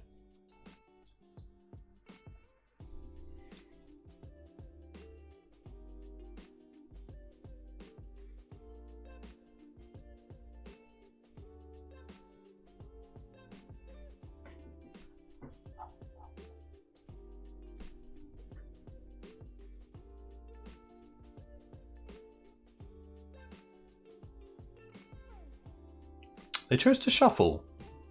And they missed their land drop. Wow. I guess we don't really know the hand now because of the brainstorm.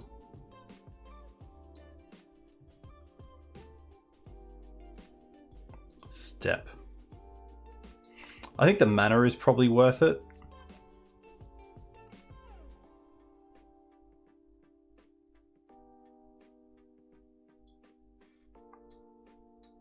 I also don't mind having a look now to see what they have. Potentially taking another Ponder. I could just see this getting Force Negation because they're so close to just discarding as well if they don't draw a land.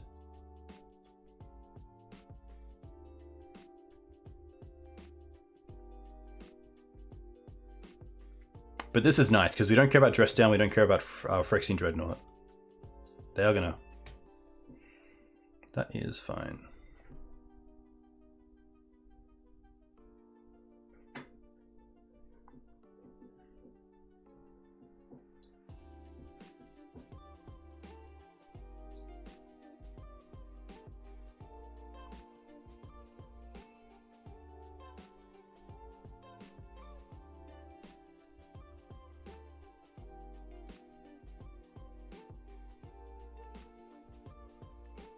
Oh my gosh.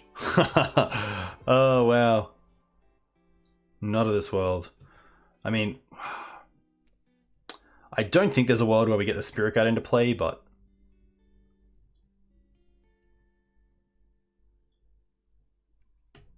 I feel like I'm really needing something here. Is that it? Maybe that's it, because then we can just hardcast the Forcer Negation anyway. I think they have a Bolt in hand still, but...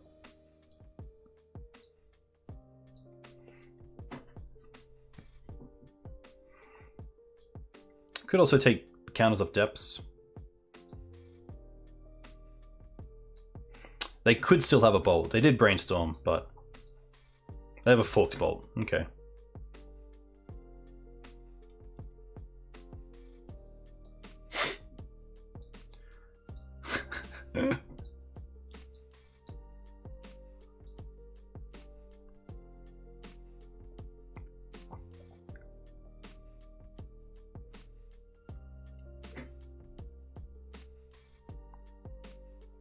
What I really hope is that they're not a Murktide deck, and they just like Murktide me. That would be pretty brutal.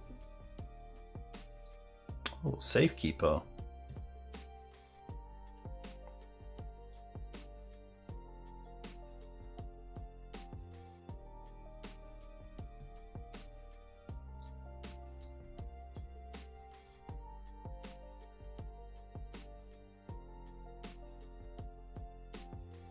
See if they want to fight over this. I don't care about this, to be fair. Like, we have the Not of This World. That's all I really care about. Stubborn Denial. Interesting. I guess that makes sense with the Dreadnoughts.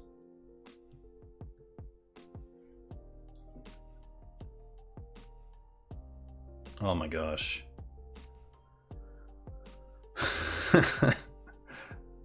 Oh my gosh. Alright, I guess we're getting close to just tick down territory.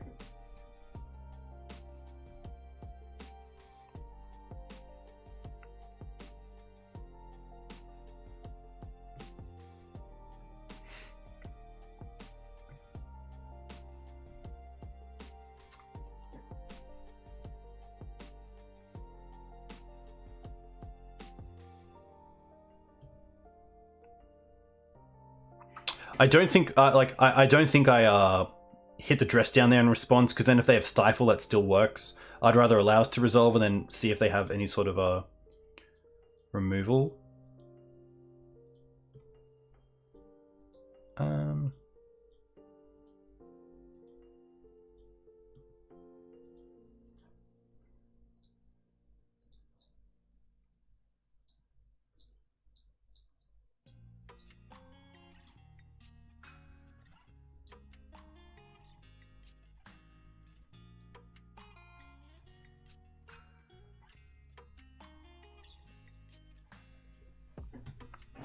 Must be Stubborn Denial.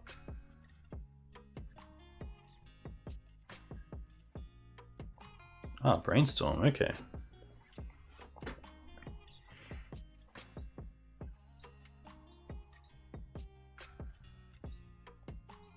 I do enable counter, but I did know about a Stifle from earlier on.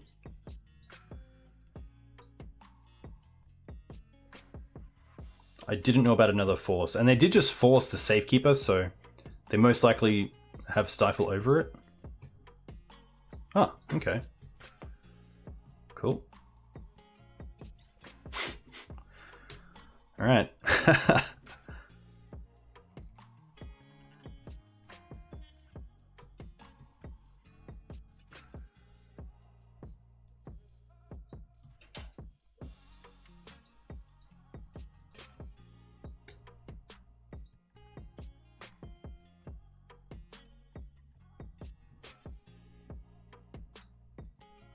Yikes. I can't even really cast that, right? Because of Bolt?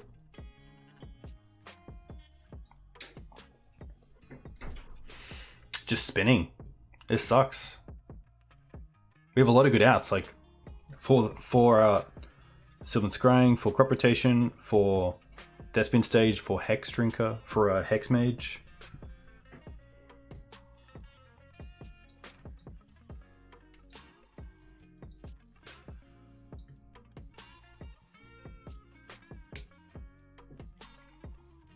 Oh, they play Wasteland? Yikes.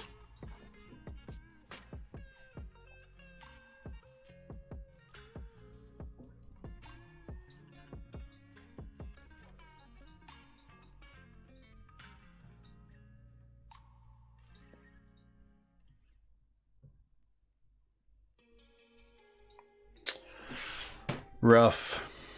What's the tower in the sideboard for? The tower in the sideboard is mainly for like Thopter tokens, but also for like Stoneforge Mystic decks. Yeah, Stifle's for a few things like Caracas, Wasteland. Obviously it's quite good against Storm if you play against Storm, but mainly as a defensive play. It's not really there to hit like fetch lands, but it can be, which is nice. But yeah, that was brutal. That was 10 turns of kind of Solitaire, which was pretty lame. I felt like we had a lot of good outs there, but that is Magic sometimes, and kind of the reason you might play Brainstorm or Ponder in Legacy. But a huge thank you to you guys for coming and watching. I could play Reclaimer. The reason I don't play Reclaimer is I kind of like the consistency of the 3s and 4s, but I do like the thought of it. I know that Tom's played around with Reclaimer and played with it for a while, so I assume he did like it. So Reclaimer could be pretty cool. I'd probably just cut the extra Stifle for Reclaimer and just go back to playing 2 Stifles, or potentially even just 2 Needles. Needle probably a little bit more playable, just because it's much easier to cast, and you can also just be a bit more proactive about it and actually, like, you know, name Nace Wasteland and then go from there. But tough. Having at least 9 tutors. Yeah, I guess we only have the 8 here. Maybe Tom was playing a map at one stage before. I feel like Tom was playing a map in one build. I just remember what build it was. But yeah, tough. Tough. I really thought the deck had more gas. Maybe it does. Maybe we run this back.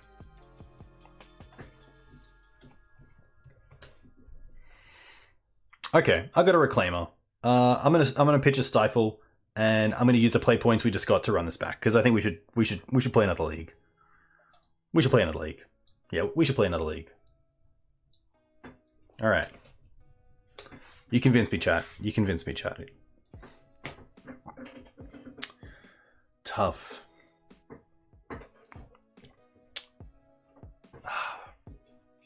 Dreadnought.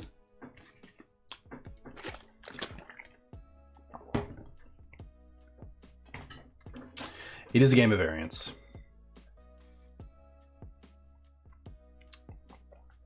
Could kind of another this world, but when they're good, they're good. Especially with, like, some blue-red Delver decks maining Brazen Borrower, Caracas being a pretty big thing, Submerge post-board. I guess Submerge isn't really a worry because of the deck's mana base. I was thinking for a second I still had Yavimaya in the list, but we don't, which is kind of nice.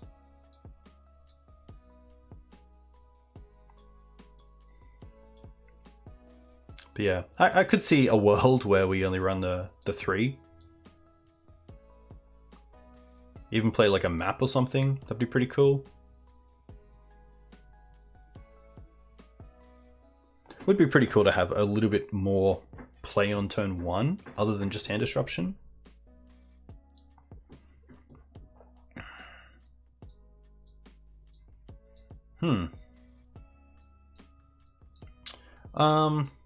This is an interesting hand. We have one piece of the combo. We have protection for days. We have removal, mana, but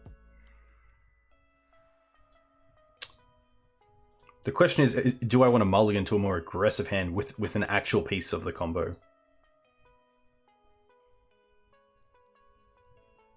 Last time you played Not of This World, you protected Marit Lage from becoming an elk. Disgusting. That's disgusting.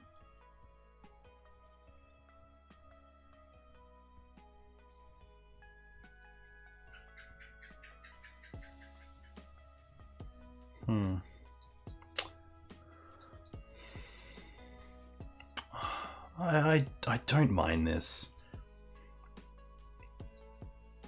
We have time to draw into one piece of the combo, and then we know what we have to Sylvan Scrying for, which is pretty cool.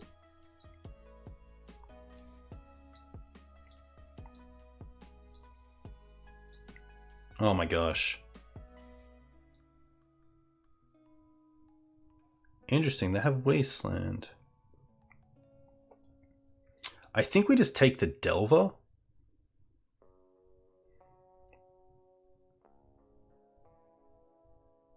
Hey Lernan, thank you very much. I hope you did as well. Stifle's not really an issue here. They have mana, like the Ponder, taking the Ponder doesn't really do anything. I think it's just taking the threat.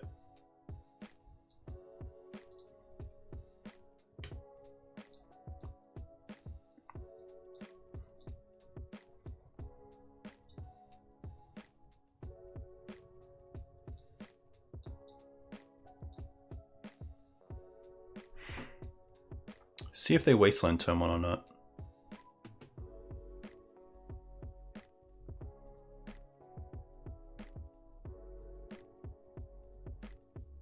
Flooded Strand, okay. So they are going to ponder. Or draw into DRC, no.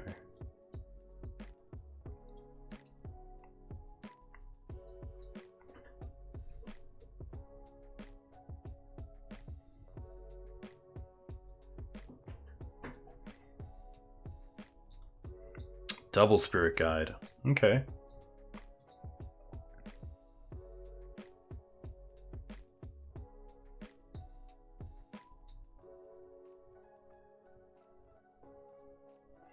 I still don't think we want to scrying here, just because I really want to buy as much time as I can to draw into one piece to know what I have to go for.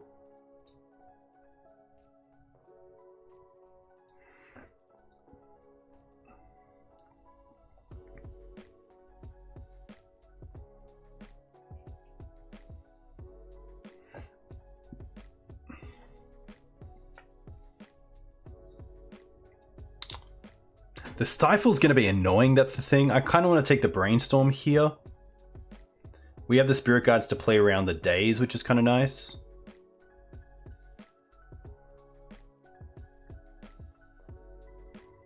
But they currently don't have a threat, which is kind of cool. Yeah, the Brainstorm is good with a fetch.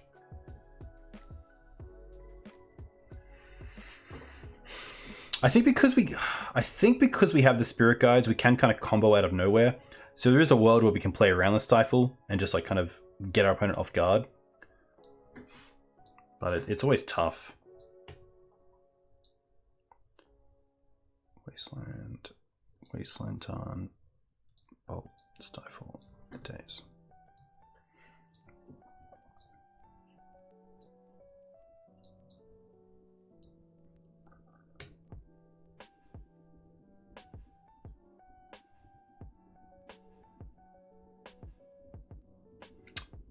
Huh.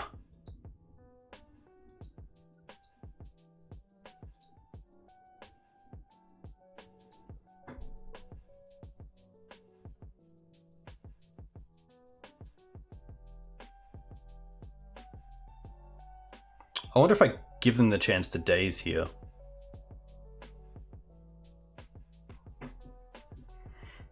Like I could Spirit Guide, Gemstone Mine, Scrying, pitch the Spirit Guide to daze, get Urborg and Thoughtseize, but I don't think that's great. I think I'd rather just pass. Get closer to drawing one piece of the combo or something like a Hex Mage. But the Bolt's there, which is tough.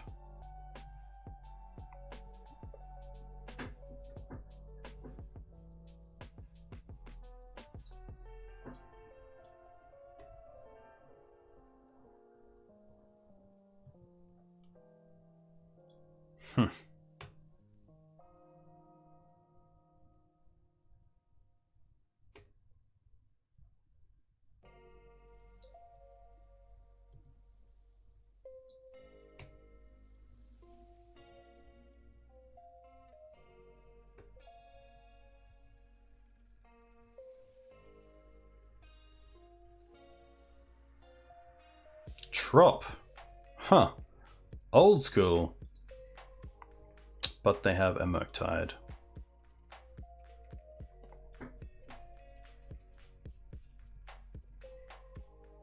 Okay.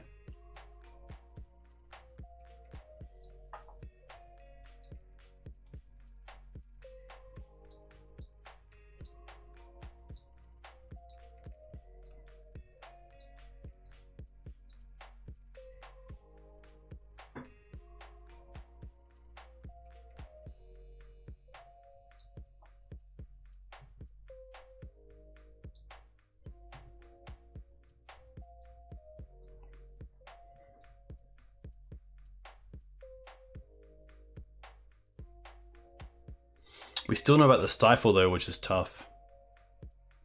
And we can't, I guess we could potentially Thoughtseize it, but then we're kind of just dead to Murktide.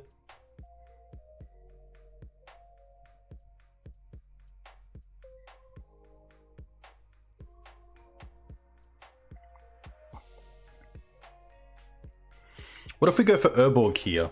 If we go for Urborg, we can Thoughtseize away the Stifle. And then we can try to draw into a green mana. Or...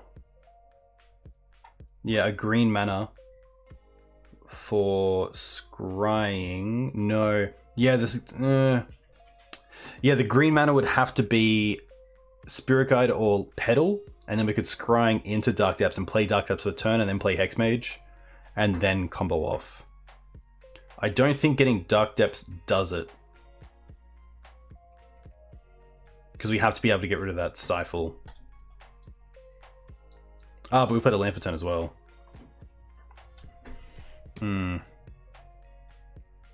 Hey Red, welcome.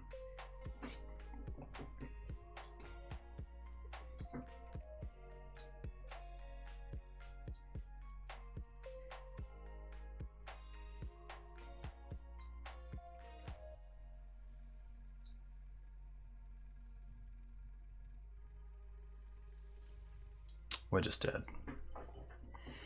Tough. Delver.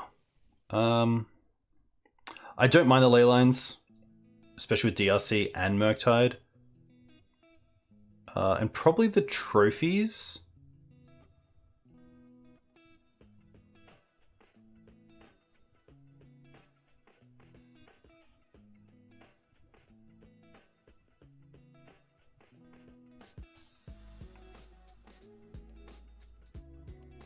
Could be scryings that are too slow.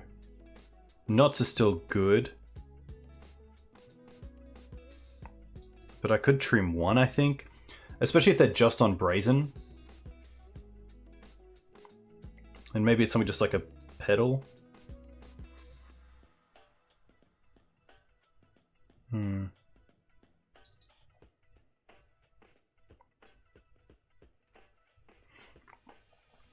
Tough though. Like, Pluster's kind of cool.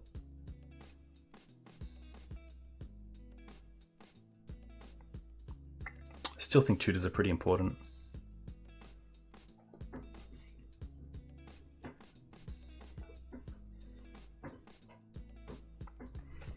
I think with Reclaimer just being a one-of, it'll get to a point where it can be a 3-4.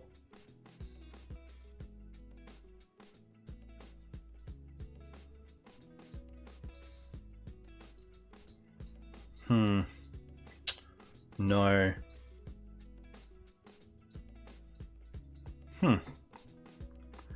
Interesting.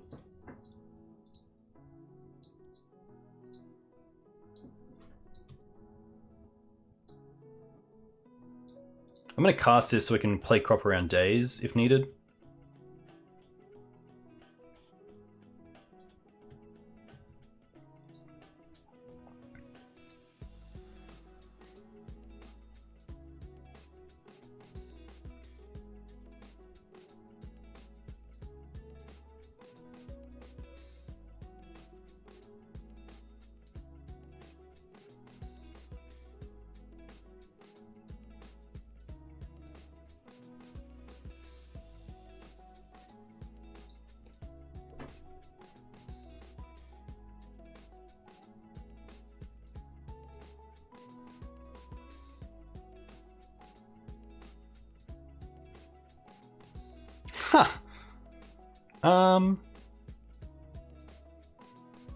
Sure. Interesting.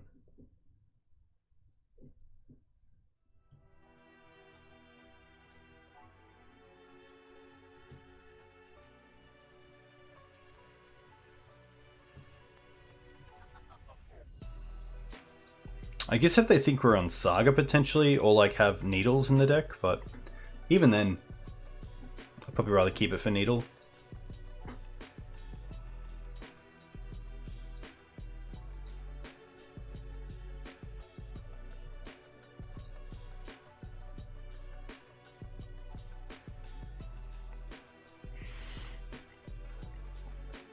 I could crop here for Urborg, but it takes us off green, which right now is pretty key.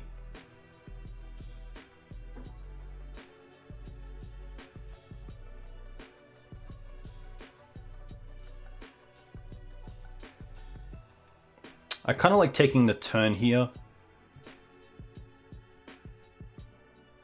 So I can potentially hold up crop with depths.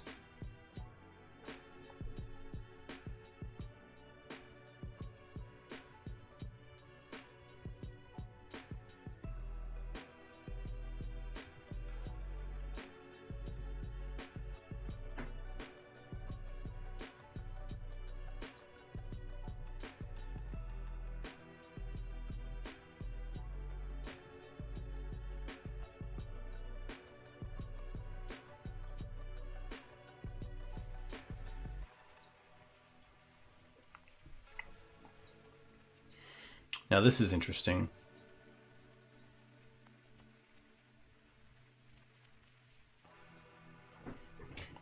Like if they play a wasteland, it's kind of rough.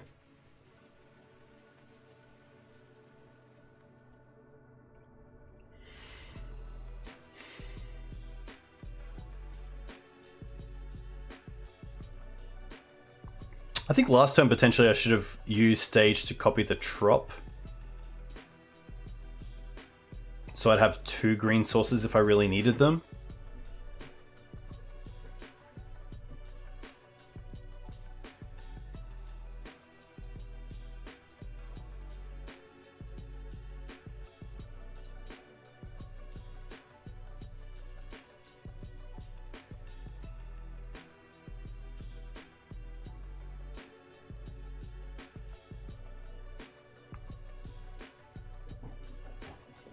Like here, I'm kind of playing around I'm playing around Wasteland here.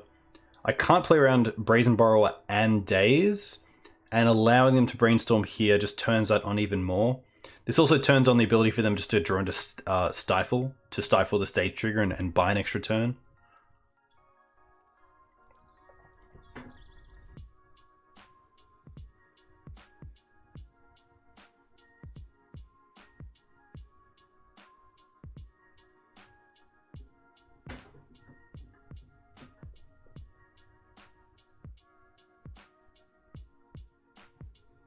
That's fine.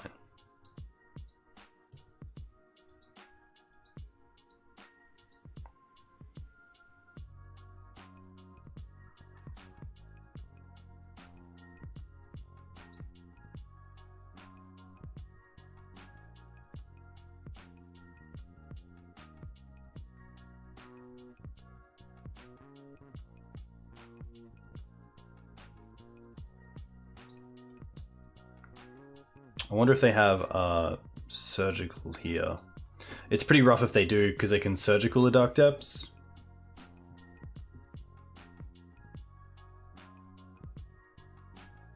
Force. That's not too bad.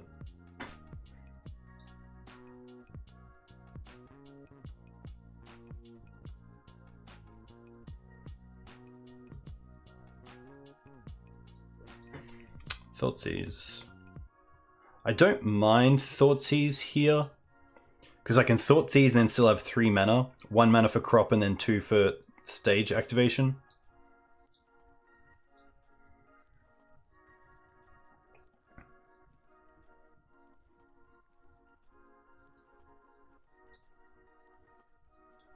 And then just go for it again.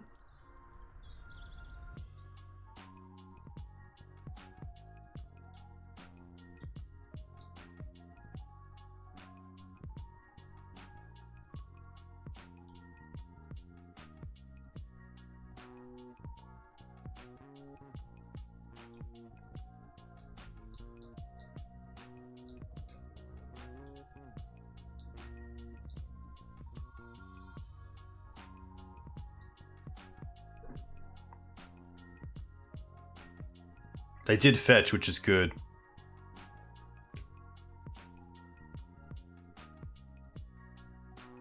Nice. And I think I have to put myself in that spot where it's like, make them have it. Like that's exactly why I'm playing the deck.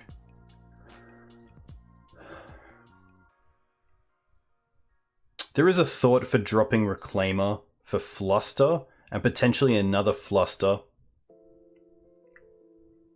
for a Knot. I think that's probably okay. Fluster's kind of nice just to have against the Stifle kind of plan for them just to buy a turn. Stifle also, sorry, Fluster also hits Petty Theft, which is quite nice. So it kind of acts like Not of This World 3 and 4.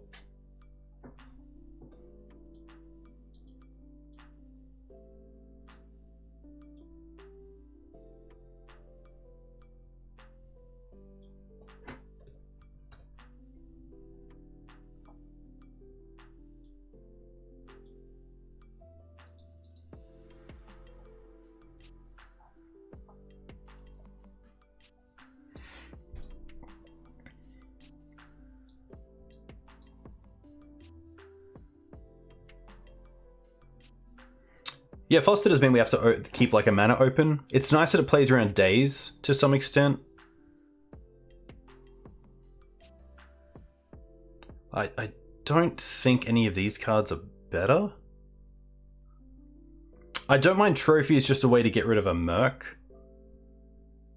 Merc's my only, like, especially on the play, if they do get a creature heavy start, having a few ways to stop them from being able to like just control those early games where they land like threat. But yeah, maybe my sideboarding is off. Guess we'll see. I don't like this hand. It doesn't have either piece of the combo, it just has a Hex Mage.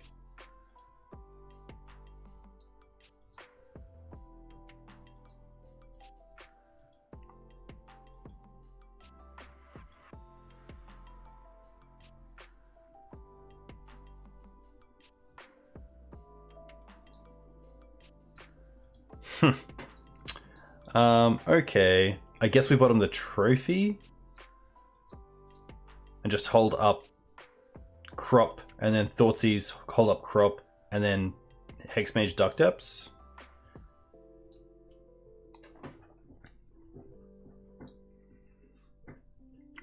But yeah, maybe Fluster isn't where I want to be.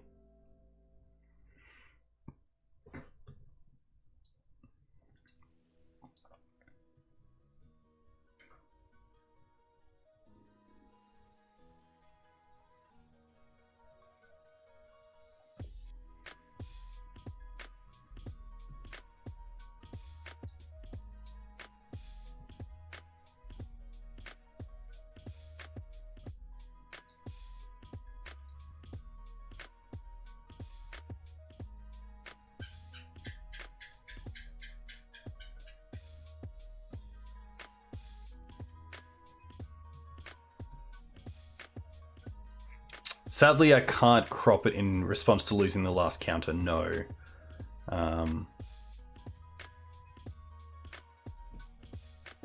Yeah, because when you add the mana, it also, in the same sort of process, sacrifices itself.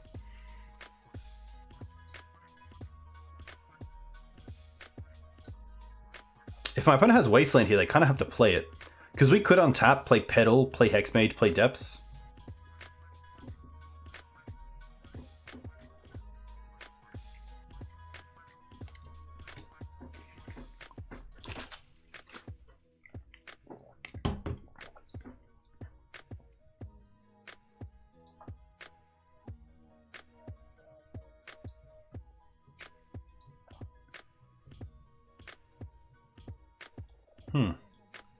That's pretty good.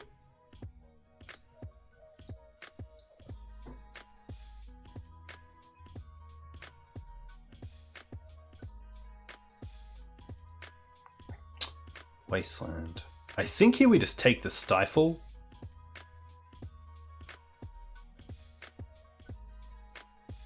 And just hold up the Crop.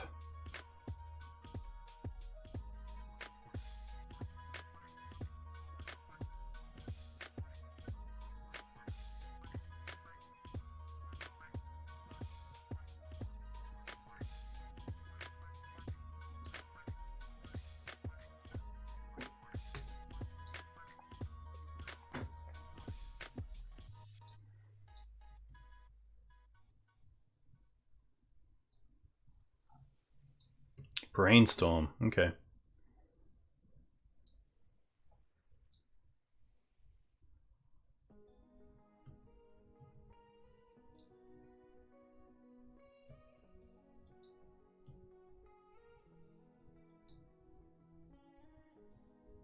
They could play Wasteland Pass and then hold up Wasteland and Volk. They do. Huh.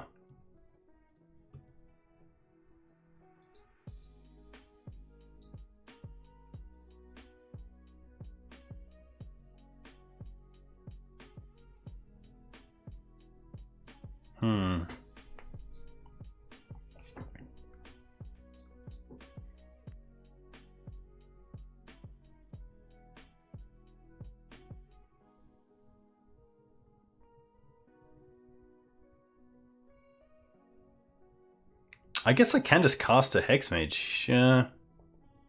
And like force the bolt out. If I play Hexmage, they probably let it resolve. We play Dark Depths and pass. And then they kind of have the upper hand. If they want to make use of their mana on their turn, they can end step, bolt Hexmage. We respond by sacking, hitting Dark Depths, and they Wasteland Dark Depths.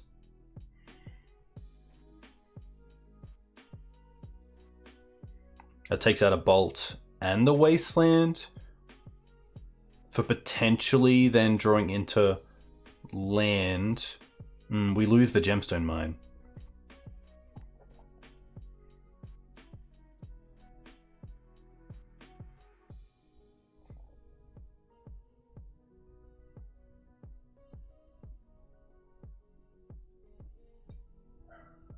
This is pretty tough.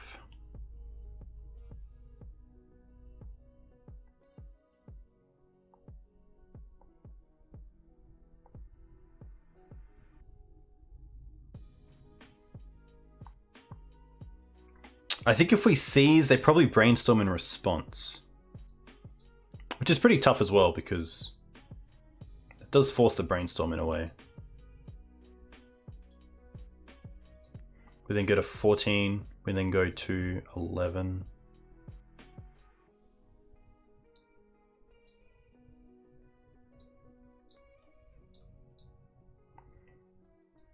Let's see what they do first.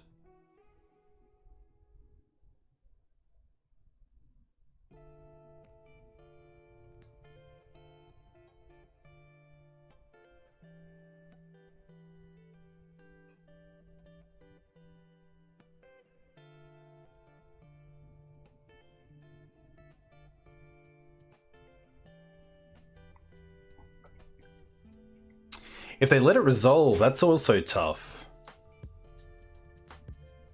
I think then we still take the brainstorm. Hey, thanks, money.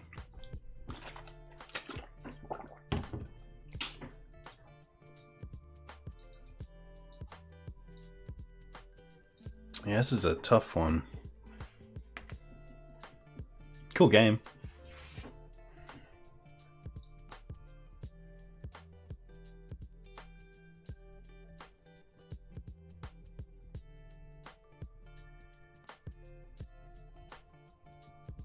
They're gonna brainstorm.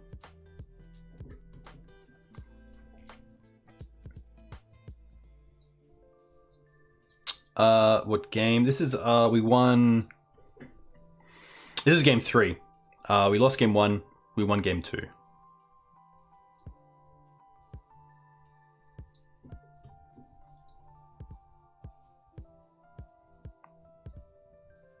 Well, now I kind of have to take the Murktide.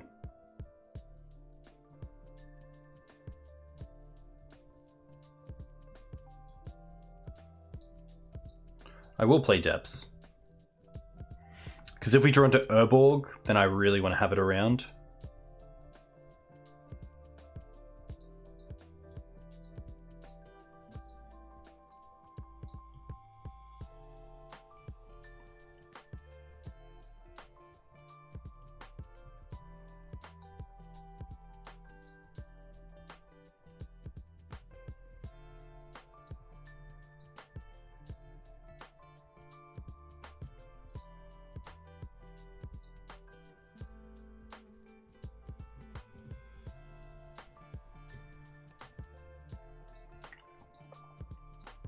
Play Goyf.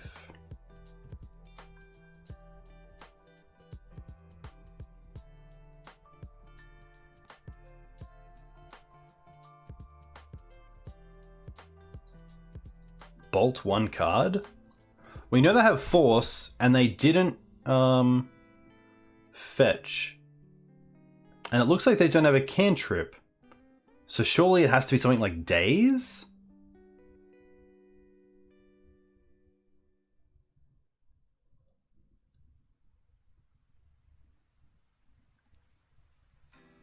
It has to be Daze, right? Or just another land, so you're drawn to the Force?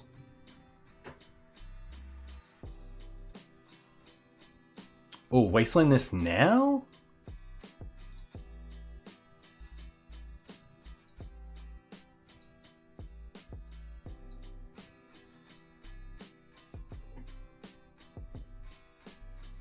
I think now we just get Urborg, right?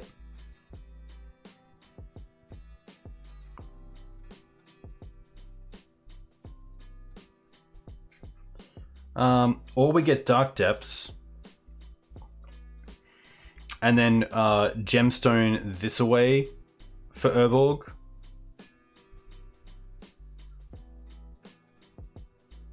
I guess it doesn't really matter. I guess no, getting the Urborg first allows us to play around Daze on the crop.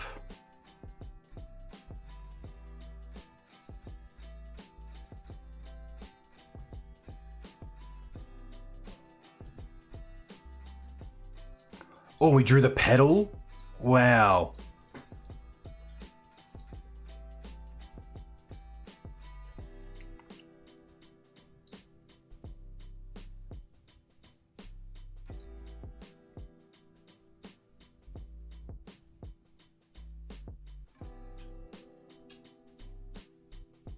Now it's crop for Dark Depths.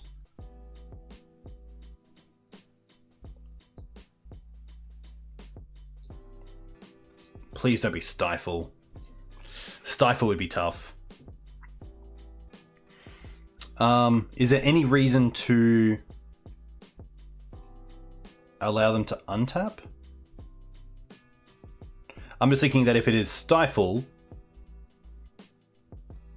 then I probably just want them to use that mana in their turn.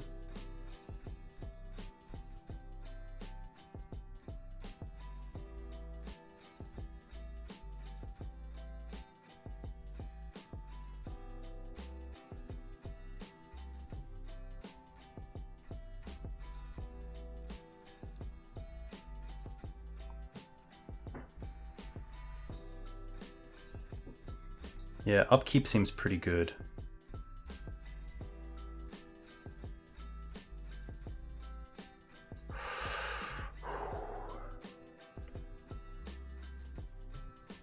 Alright. We know you have 3 cards. Oh, it's just a land? So they have to keep the Delver back, right? To block? And then try to draw into something off the top? Oh, we draw into the crop! We draw into the crop! And we know they have Force and Bolt. Oh, no opponent.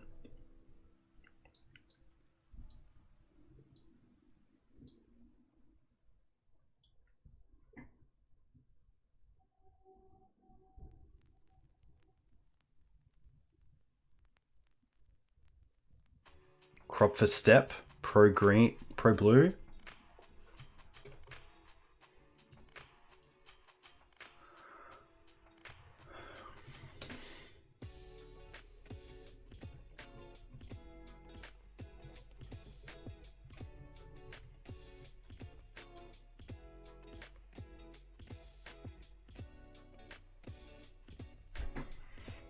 Nice. Opponent just saying nice. Sajiri step.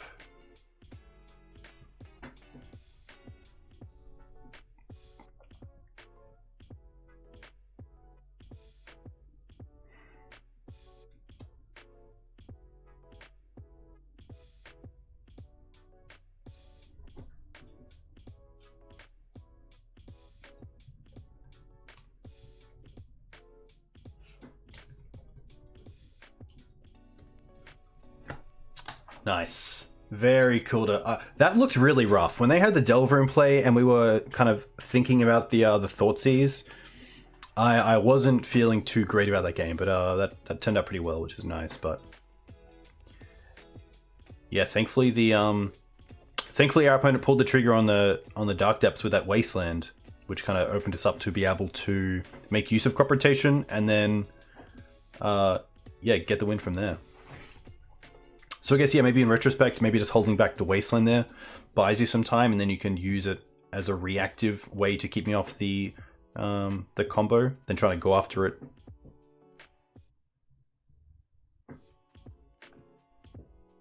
Nice. Very cool.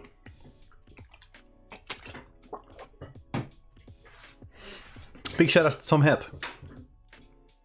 Big fan. Loves his dog, loves chess, loves guitar, works in tax, I believe, so also love tax. I guess being a Death and Taxes player, I actually do enjoy taxes, so it makes sense. But yeah, big shout outs to Tom for putting together the deck and getting, I believe, the most trophies ever recorded in a Legacy season with Rainbow Depths. Very, very cool. Very, very, very cool.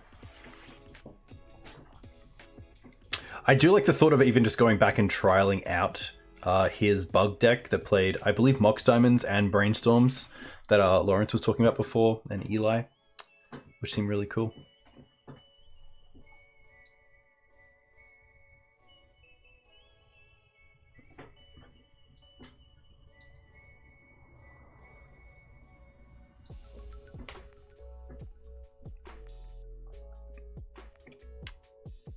He also had the record for the most drop leagues.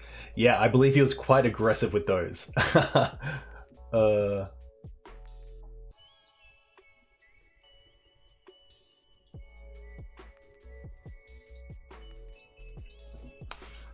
Yeah.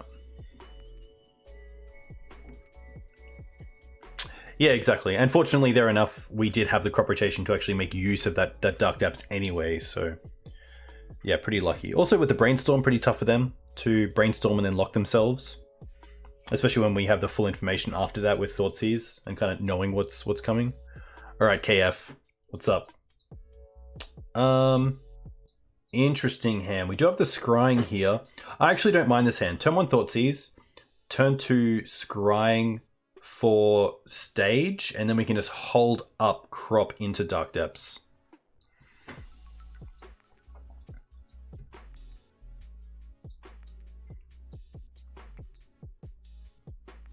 Oof. It's going to be the exploration here. And then hopefully get this needle down.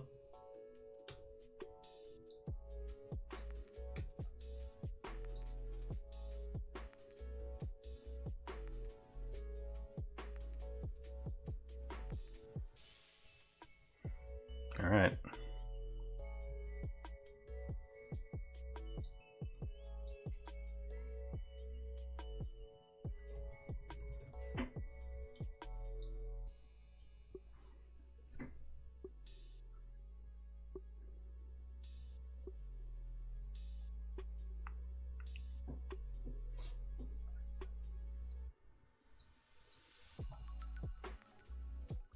Pedal is nice. Pedal does allow us to scrying here for a land.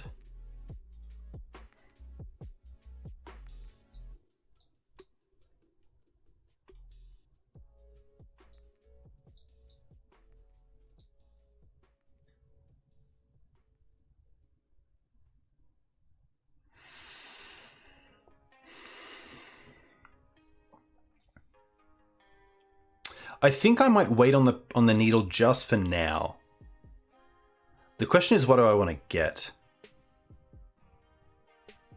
I think it's Urborg just to turn on any sort of black mana that I draw into. And then if we draw into either of the combo, we have crop to get us there, which is quite nice. I don't think I want a needle just yet, but it's definitely interesting. Like, is there a world where I want to go after the Saga? I don't think so just yet. I'm going to quickly have a look at 8 mulch.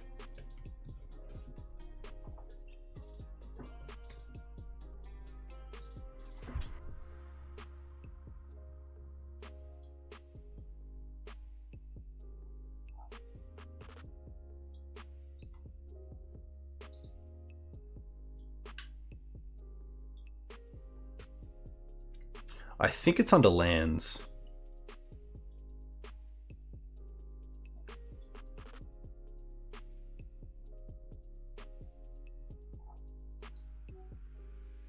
Actually,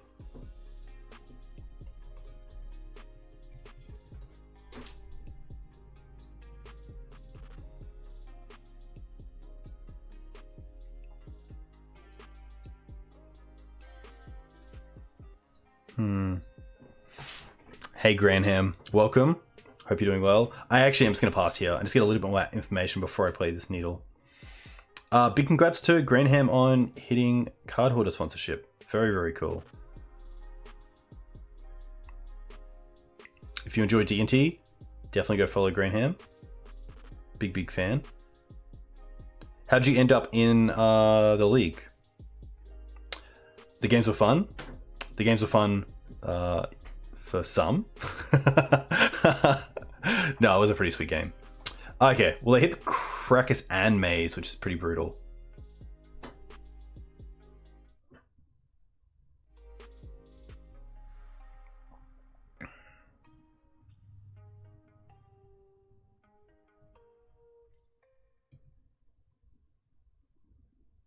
Okay. That does mean Krakus and Maze is somewhat offline, which is cool. 5 hours for 2 weeks. Nuts.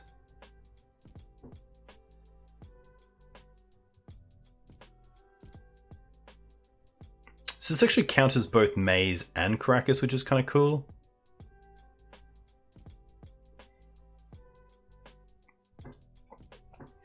So they lose the Saga.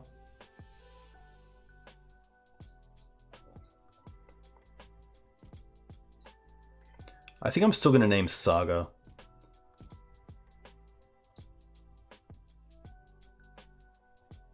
But if they get both Maze and Krakus online before we get our 2020 out, then I do want to have one kind of down pat.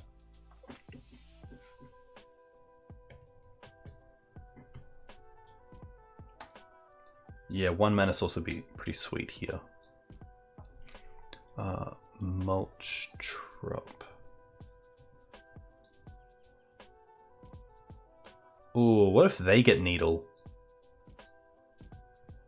That's pretty tough if they get their own Needle. And name Thespian Stage. Mox Diamond. Okay.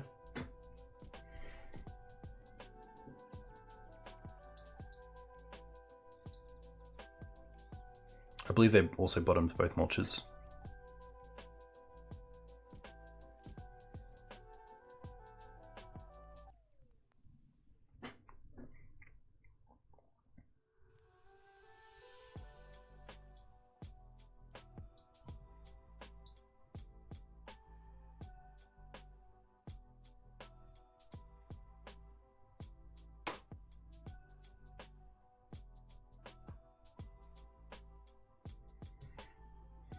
Alright.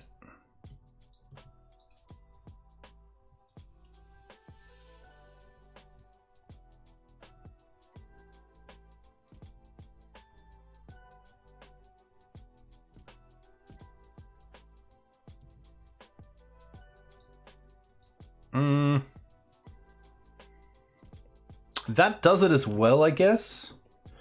Because we can float... Yeah, we can float green green and then float black black off Dark Depths and Urborg and then sack the Urborg for stage. Which is pretty sweet.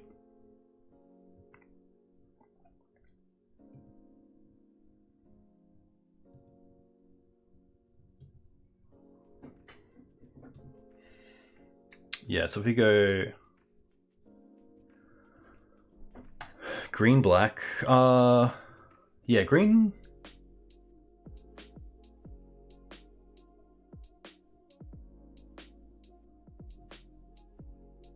Do I even...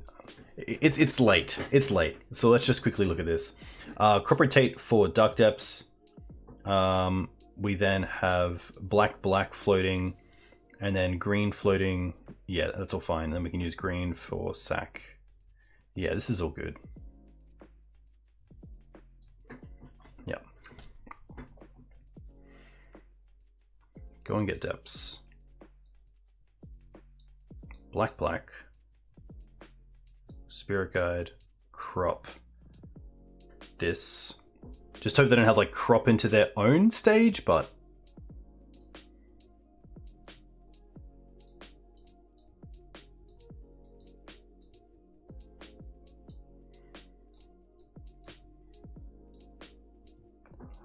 these are the wins you want. I will play this. Attack. They'll try to maze it. We'll not have this world it. Oof. Oh, did we just? Haha. So good. All right. This is going to be an interesting one. I like the forces, especially for mana bond and exploration. I like the ley lines. I like the surgicals. Yeah, the fact that that maze gets caught up is pretty nice. I don't think I need the step. Is there a world, like, do they play stage? Is there a world where I need the stage or the step just in case they like make a 2020 in response to us making a 2020? Like, I don't think I want to bring in Caracas. I don't mind the trophies. I also don't mind the Boseiju, to be fair. Stifles are probably just a little bit too slow.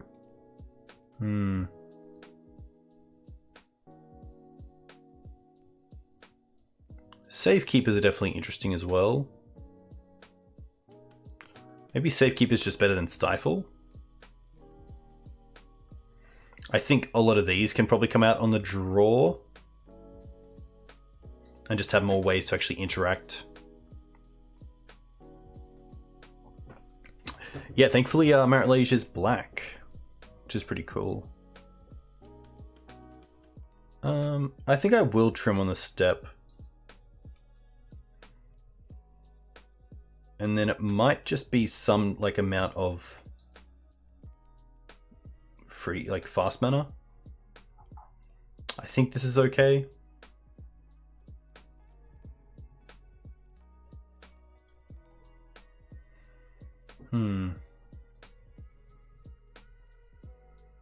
Would love a force hand. A leyline hand is pretty good as well. But the question is, does this hand do enough? Like, we kind of have the combo together, but it's a little bit slow. We don't have a green source for crop in response to like a wasteland, but it does have a leyline, but I think it's kind of a trap hand otherwise. No green is a bit scary.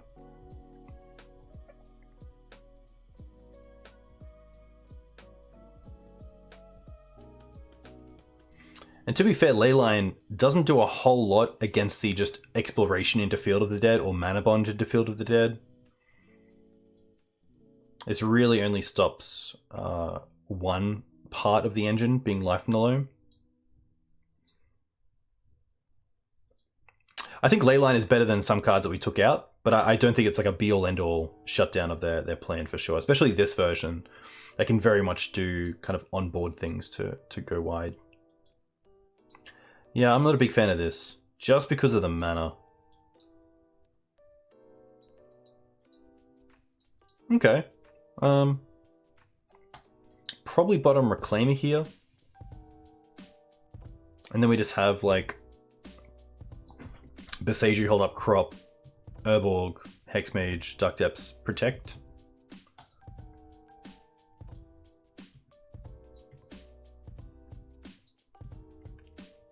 Oh, the connection's spotty for you? It looks pretty good on my end. I don't have any issues, it looks like.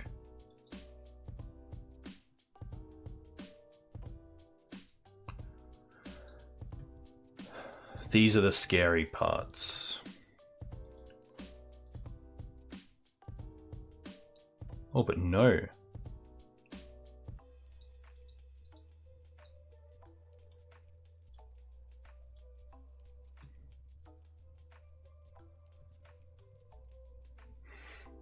At least the 2020 is just quicker than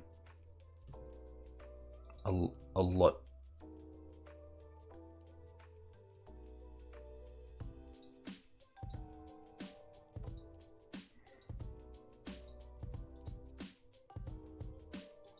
Okay. I think here, just to play around Pithy Needle, we're just going to crop rotate this Boseiju into a Dark Depths, play Urborg, play Hexmage, and then just make the 2020.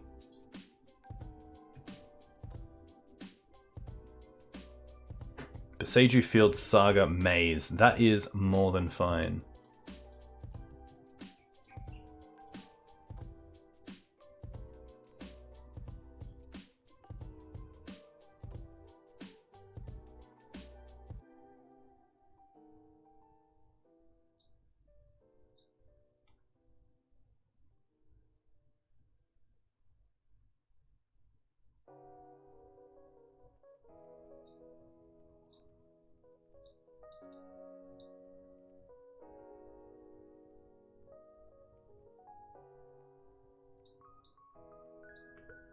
Just doing this now to play around like a Pith Needle off the Saga.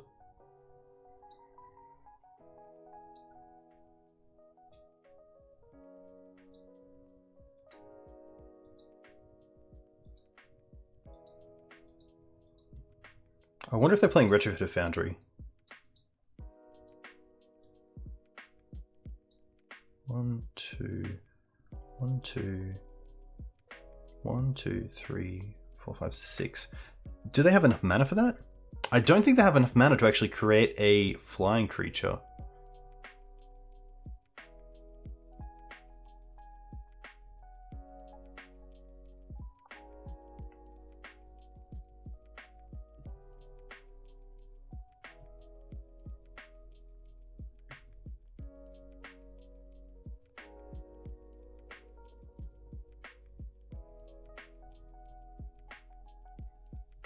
What are they gonna get?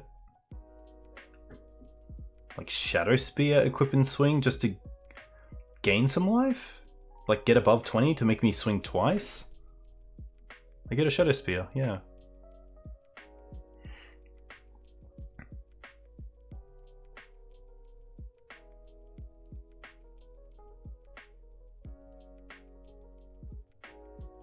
Hey Bear with two guns, welcome.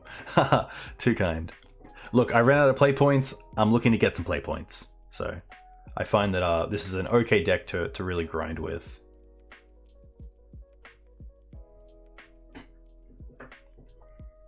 And yeah, might as well attack.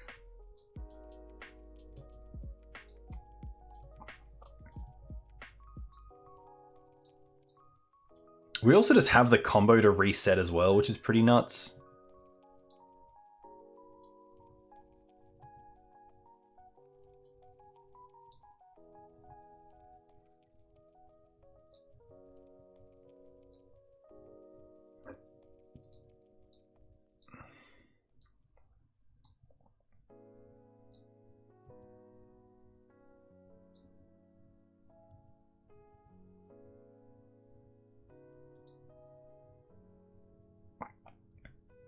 I get one draw.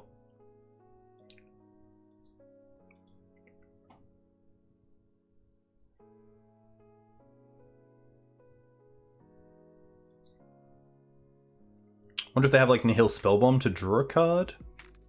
Map. Map's tough because they can get Caracas. And then we really need to find an out to Maze.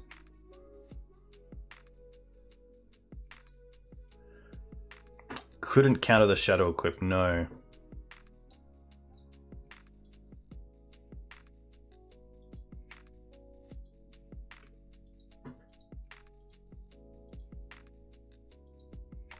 We have to find Ghost Quarter. Or a needle to hit maze.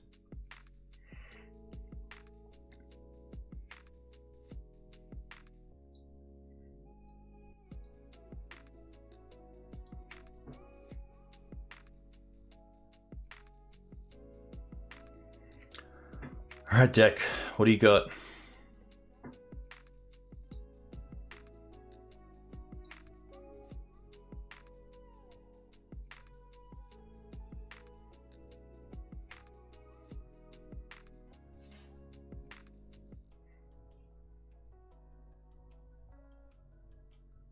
Oof.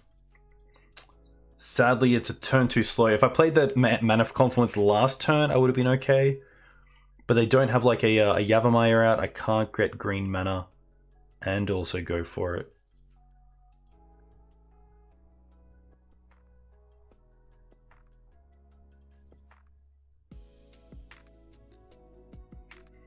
Tough. Yeah, it's a tough one. On the play, I don't mind the thoughts or the Inquisitions.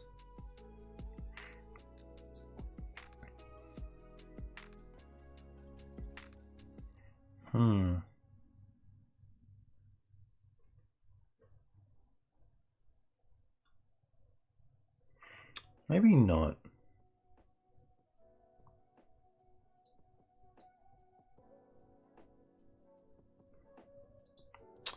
Lands is tough, but we do have some things to interact, which is nice. D&T is definitely up there as a very tough one. I think I'm just going to run this back. But I could see merit for these, especially with like being on the play and be able to take something pretty good. This is just a one-lander with Spirit Guide that just doesn't get there. Yeah, I think on the play sees. Really, Deck?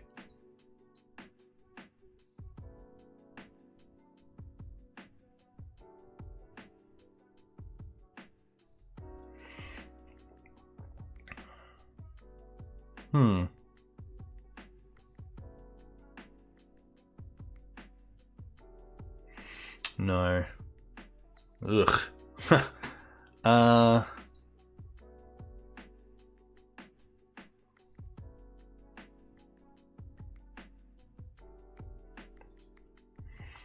Drop Dark Depths. Drop Gemstone.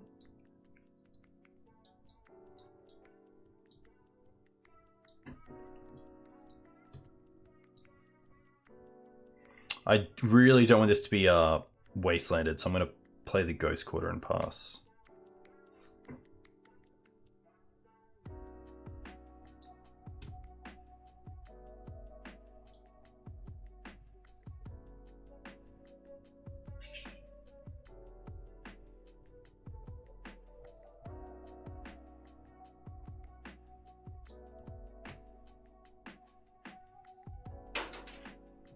Now I'm just looking for fast mana.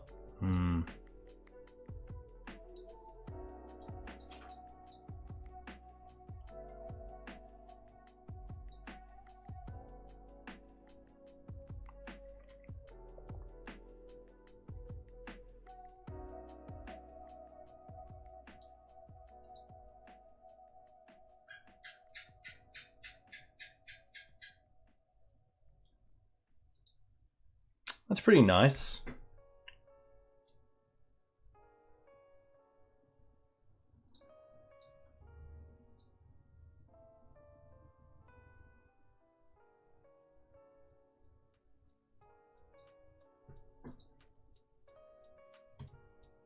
Okay.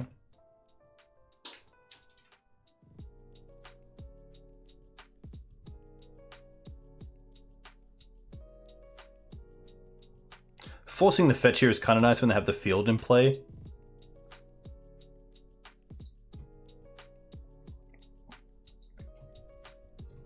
Still gonna name Wasteland.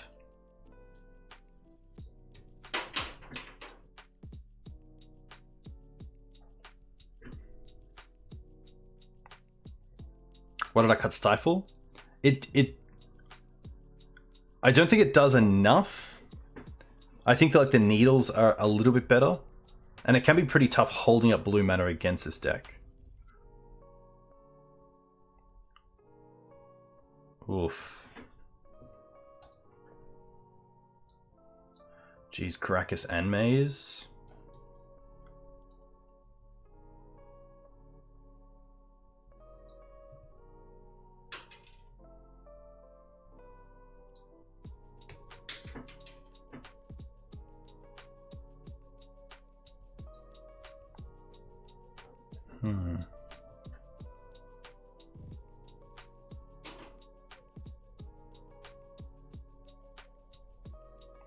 And Loam. Rough.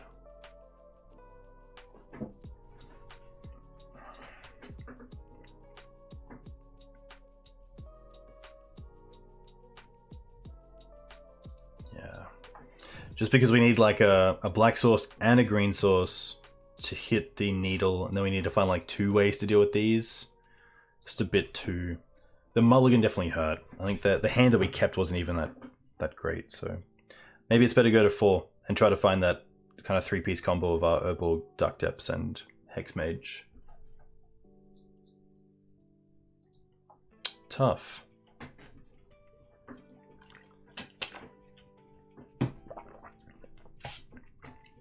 Tough as well because, like, that deck is just still very quick at comboing off, but playing things like Mazavith and Caracas and Wasteland is part of their combo. So they not only get to proactively like develop their board state, but it also just puts us behind as well.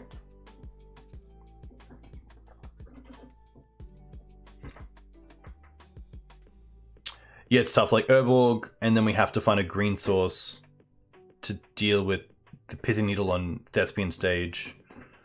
And then we have Ghost Quarter for like, I guess... Yeah, it's just tough when there's so much pressure coming from the Field of the Dead as well. Mental Misstep. Most likely on Delver. I don't mind this hand versus Delver.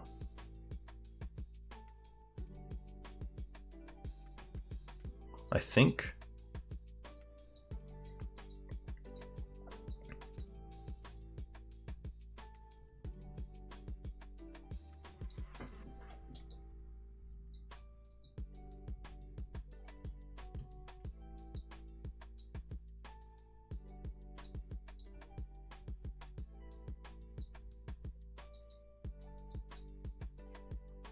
Just wanted to try to get a Urborg here.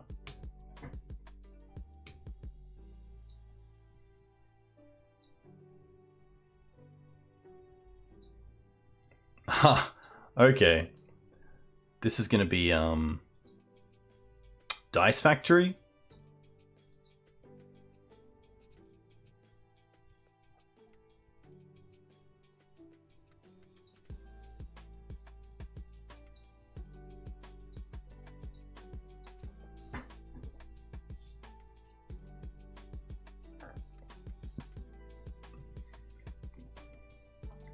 Oh, so close. That's pretty funny as well. Because now we can probably just Hex Mage this. I think taking the counters off this is pretty cool. Or just kill the Saga. Maybe it's kill the Saga here.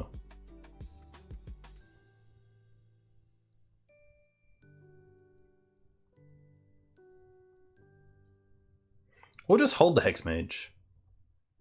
I'm going to assume they have... It doesn't kill Saga? Sorry, it resets Saga. Correct, yeah.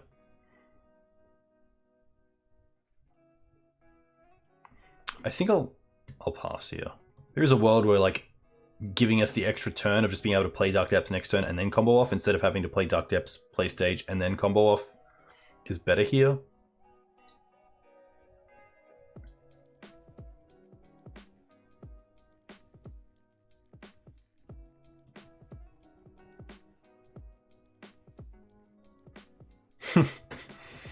HC Fox, you couldn't be more correct.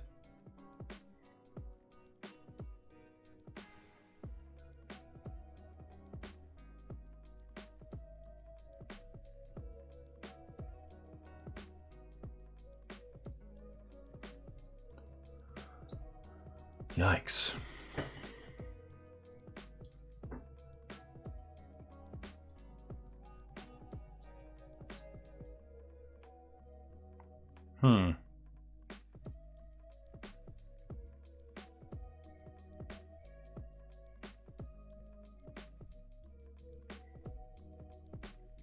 I think I allow it.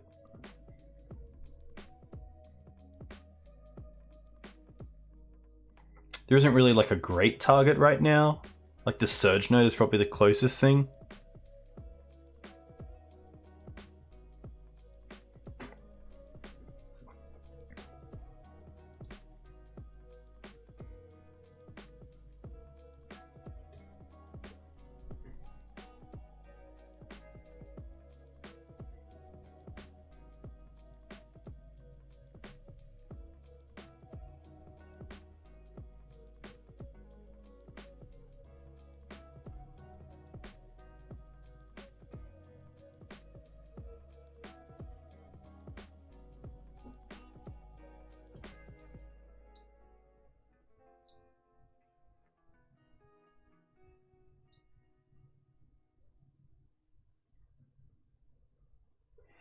I kind of need another green source because my play is to scrying for Boseiju, but then also be able to like activate it in the same turn, just so they can't like needle it again with Saga.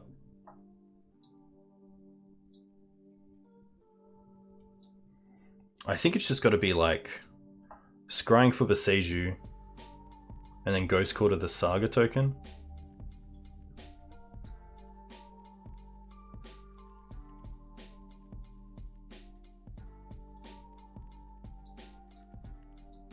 Oh, yeah, just hit the Saga here.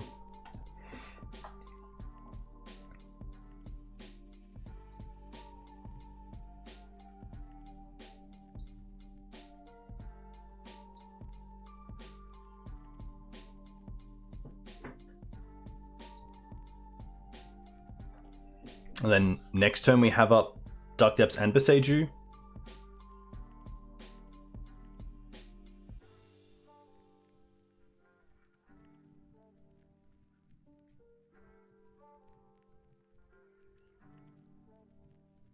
Three cards left for them.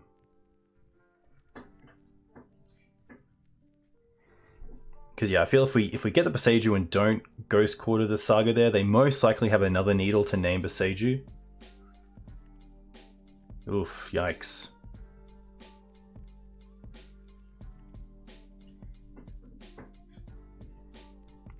Sphere. Well, that's not too bad.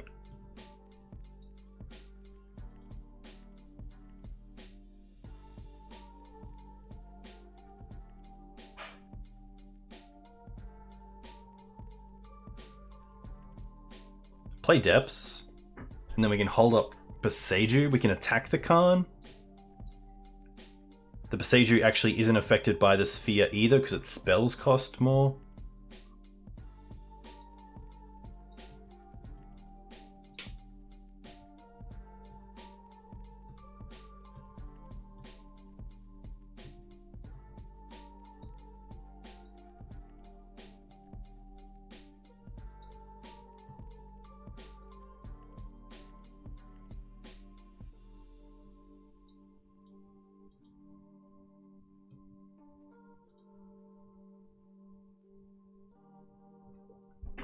Hey Adam, hope you're doing well. Yeah, pretty lucky they didn't have bridge. 7 mana. What's this going to be? Another Khan with 2 mana floating? Okay.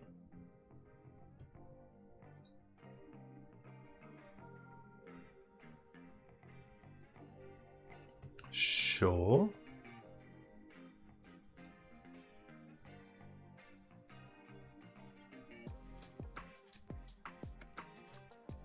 Liquid Metal's all good.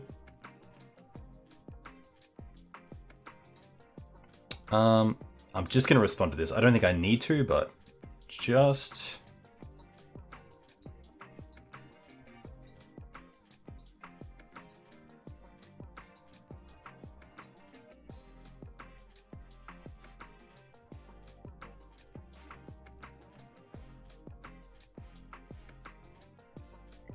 They can go searching, but I think that's fine.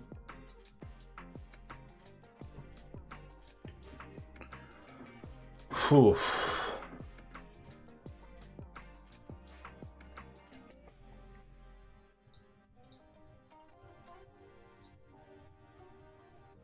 Nice, okay. Oof. This will be an interesting one. The forces seem fantastic. The Boseiju seems great. The Assassin's Trophies seem fine. I think the knots can come out here.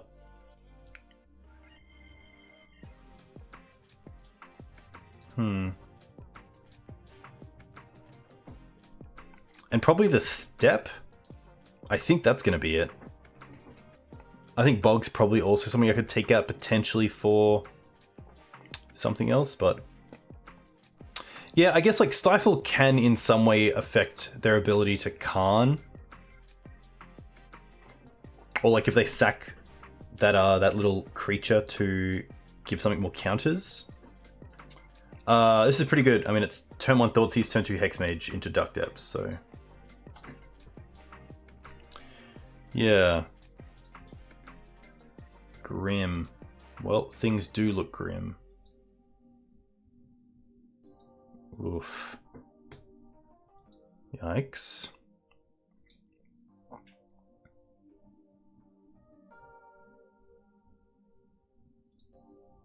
Jeez.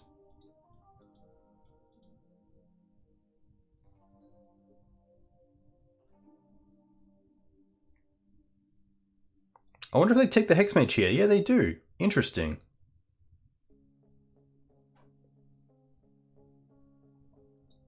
Spirit Guide's pretty cool. That does mean we can combo a little bit earlier. I still will Thoughtseize here.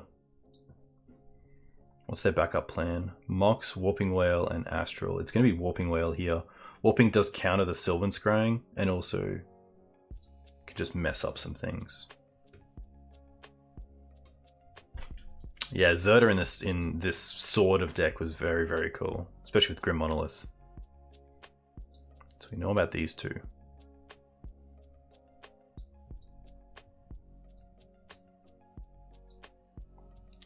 Another key.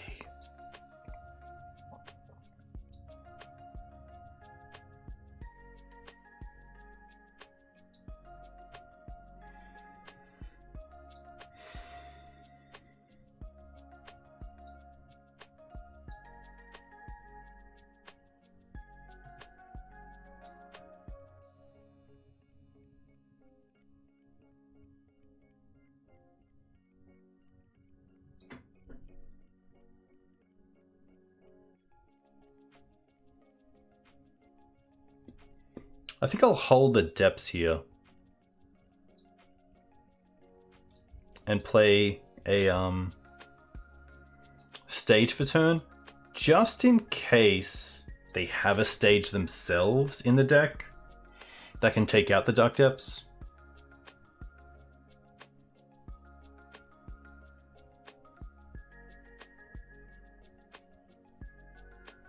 Oh my gosh, they drew Needle.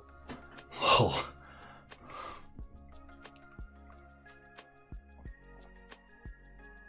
I guess we can draw like Hexmage here.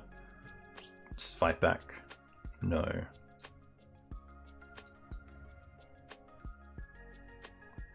Still got some draws. Could draw into like a Sylvan Scrying for Boseiju.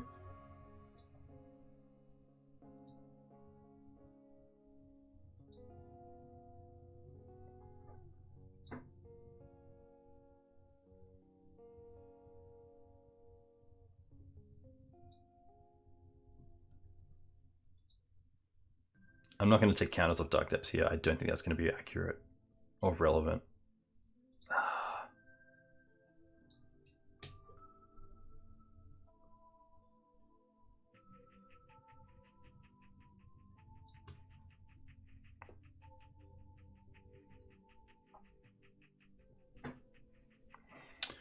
Alright, deck.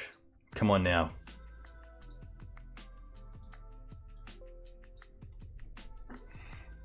Yikes. Yeah, maybe Tower is just better than Bog. That's probably the only change.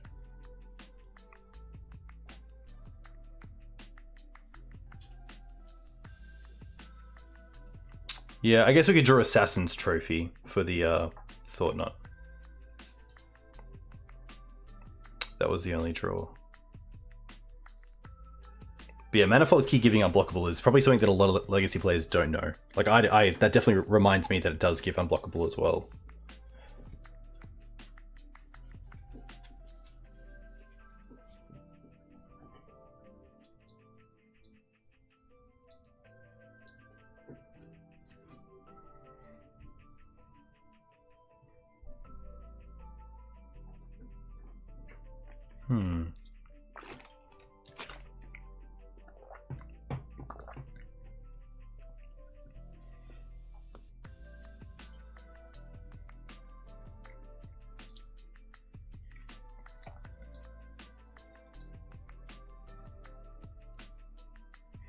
Turn 1 Thought Knot's pretty sweet.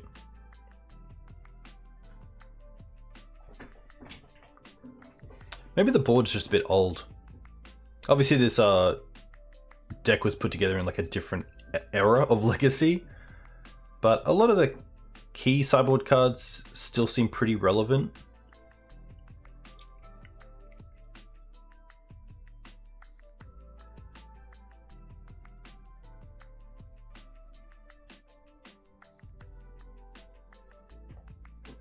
Right.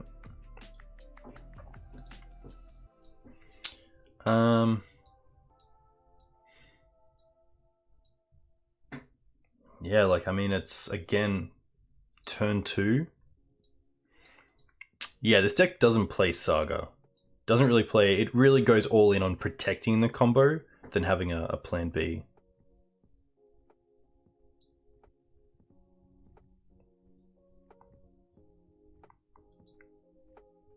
Yeah, I think for a lot of the artifact matchups, you don't really need to worry too much. You kind of have the tower there to get through that.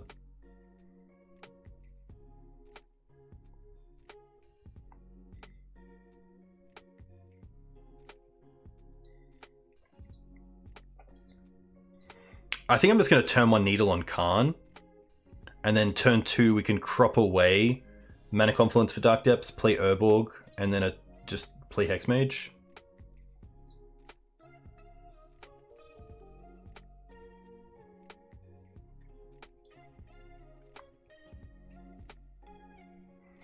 It could be key. I mean, opponent's gone to 5. It could be like a Grim Monolith, because then you can turn off the untap ability, but then you kind of just want to hit the key anyway, because that's the way to get there.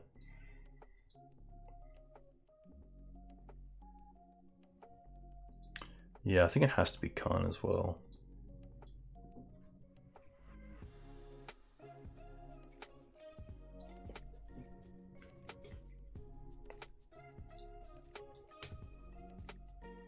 Hey Das, thanks for the follow. Hope you're doing well.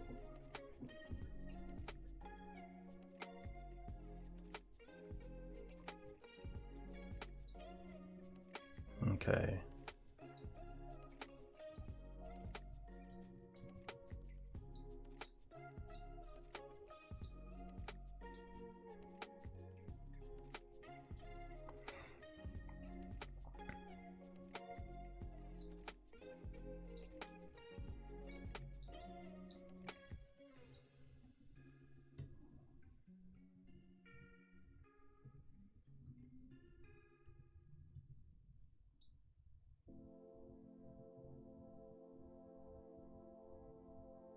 Nice.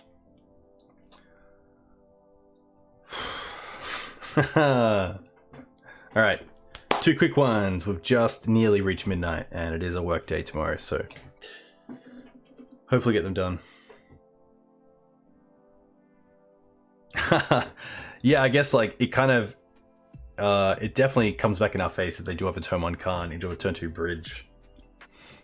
So unfortunately don't have probably the right setup for You're Already Dead, but a cool name for Needle in future for sure.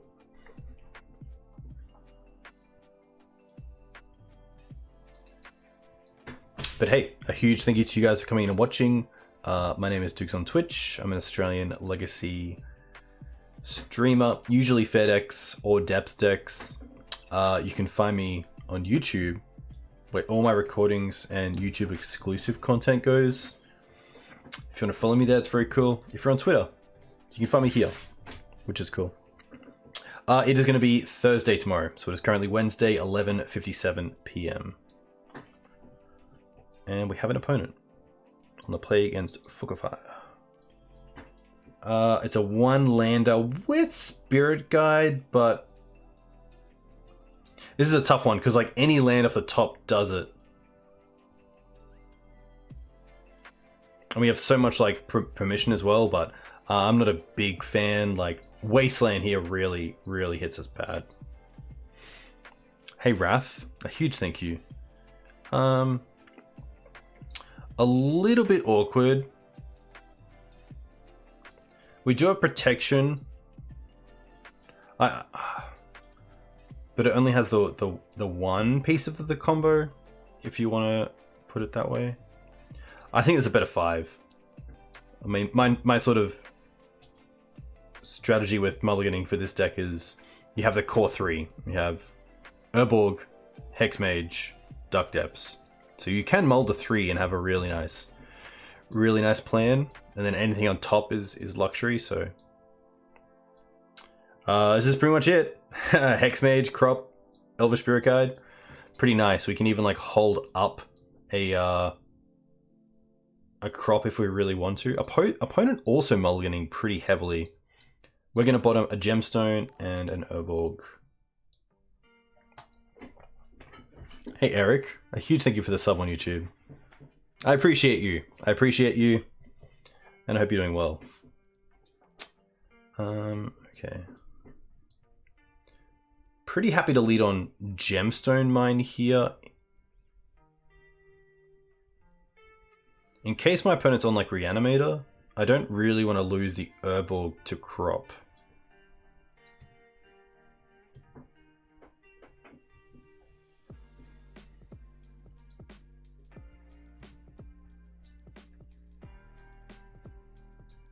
Wooded Foothills. Okay. Mountain. Goblin Guide. Interesting. I haven't played against Burn in a long time. Reveal Gemstone. Okay. You deal 2. And I'm going to try to deal 20.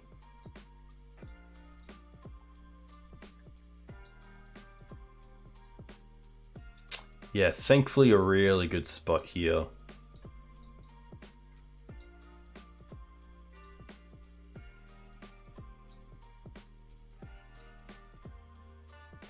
And then I'm just gonna exile this and play the Needle to name Caracas as like a just in case.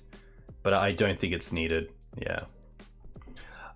Burn is gonna be interesting.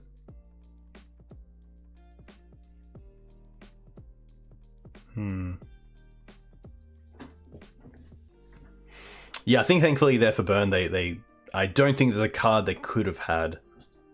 Other than like some really spicy build with main deck like White Splash and the Palm effect. Alright, what do we like? We like Flusterstorm. I don't mind the Force of Vigors. And the Boseiju. Mainly for Eidolon, but also for any sort of like ensnaring bridge effect. I think the Thoughtseizers can most likely come out. Thoughtseizers is always interesting. The Needles can most likely come out as well, or at least be dropped down.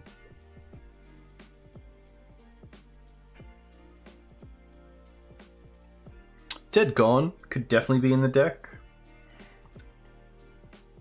Yeah, Stifle isn't too good either. Guess you can like Stifle a Rift Bolt. And Caracas if they play it?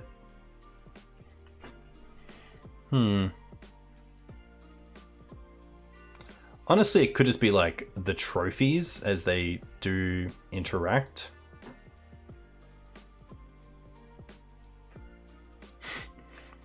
You can stifle a Goblin Guide trigger, that's correct. No. It has the Hex, but nothing else. It has the Hex, but nothing really else. 1, 2, 3. Interesting. I do have to think about price of progress. I don't mind this. And bottom these two.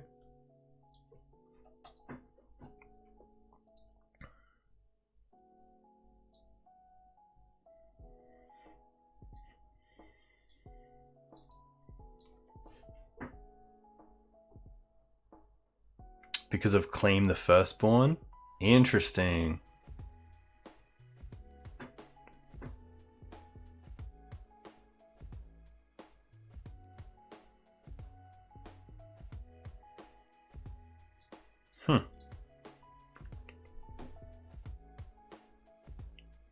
The question is, do I have time to Inquisition? I think I do want to Inquisition, just in case they have an Eidolon.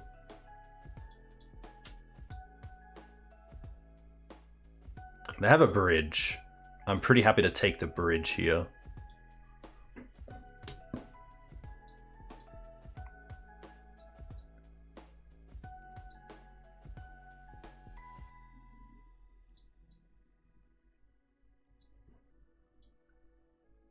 Thankfully, a pretty slow hand from my opponent, and the smash is going to be stuck in their hand for a while. They drew Bolt, okay.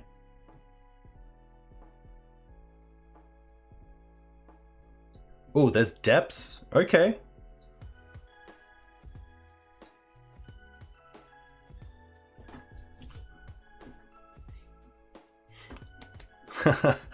Okay.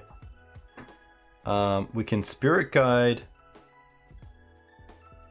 Scrying into Urborg. Play Urborg. And then next turn,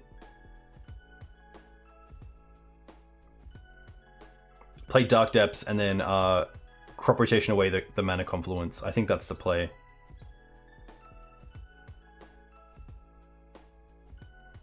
Yep.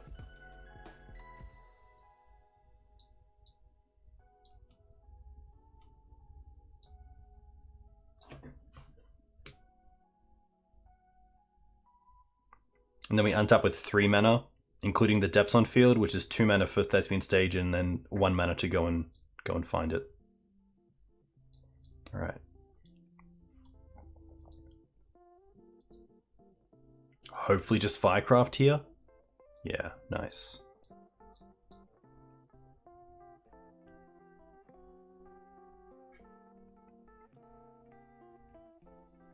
Opponent has 2 cards left. We know about Smash.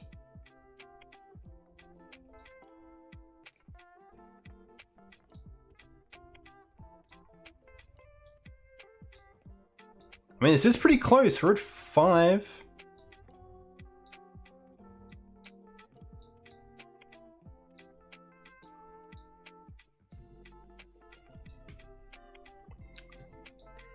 They need like Fire Blast and Bolt.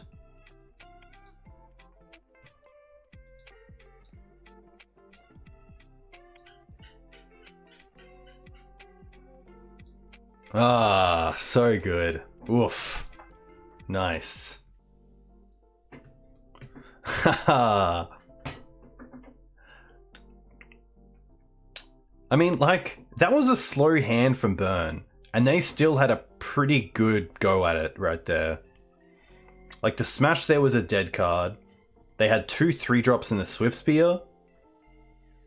Like, if they have 1 more card... Hey, True Andy, thanks for the follow. Then that game is nearly over. Especially if they got an extra trigger off the Swift Spear earlier. Would be at probably 1? instead of 5 there. Nuts. Yeah, I'm gonna see what this Claim the Firstborn is.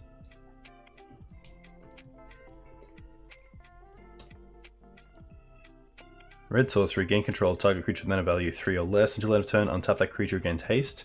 Yikes. Okay. Alright, up against Ish. We have 1 piece, but I don't think this is good enough. 1 piece and protection, but otherwise a pretty lame hand. Oh, okay. We have double Hexmage and Inquisitions, which is kind of cool. I don't mind this as a 6, dropping probably an Urborg.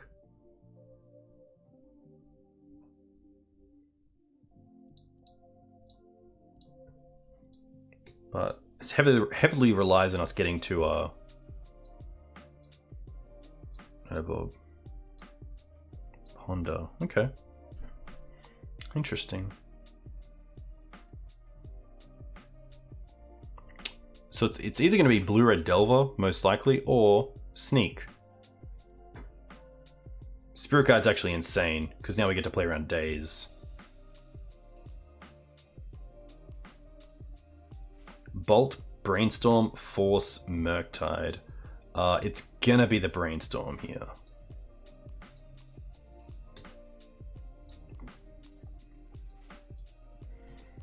And then hopefully...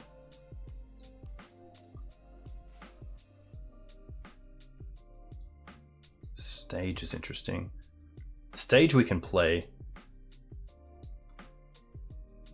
And then Thoughtseize them.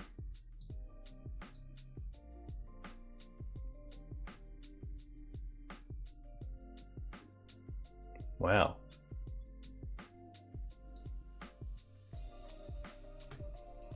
Alright. Pretty slow hand from them, thankfully. Oh, they're just gonna bolt us? Alright. Maybe just trying to get that Murktide online if they draw into one. Oh, come on now.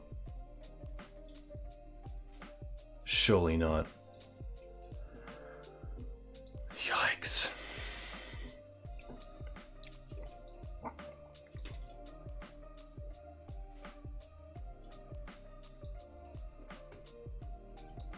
Alright.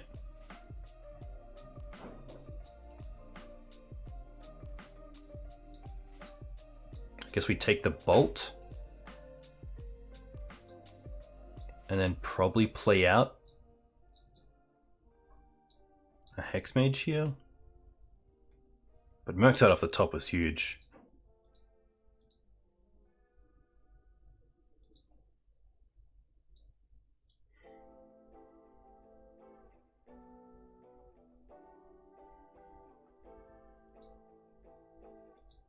They chose to shuffle, which is good. Oh, we can! We can! We can, that's very true. How can I, like, hold control here?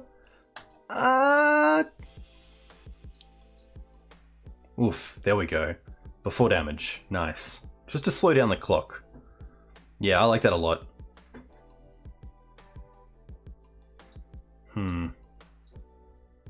I'm gonna hold this now.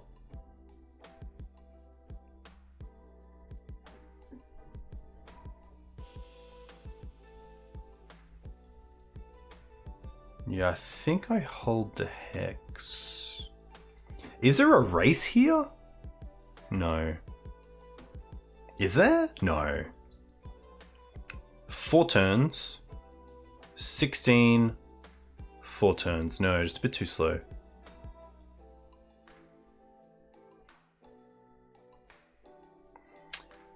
I guess if they Murktide again, there is a world where we take out the Hexmage. Because we already have the stage. Yeah. We already have the stage, which is quite nice.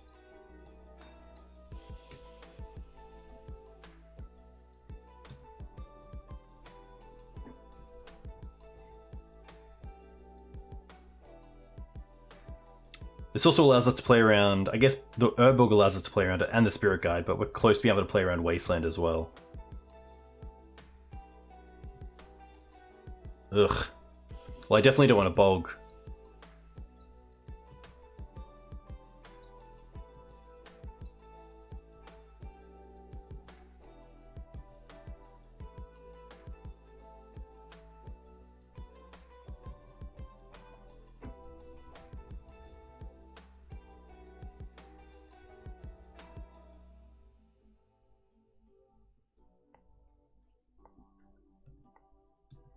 I could bog myself. I don't think I need the mana, but maybe. True name. It's pretty good. They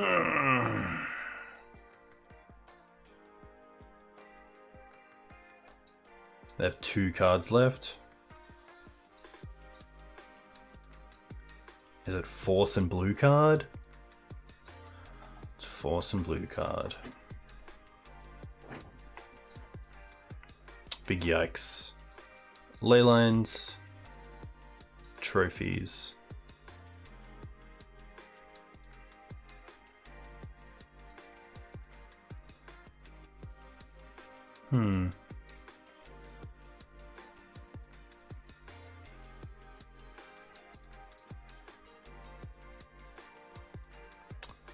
Pedal screen.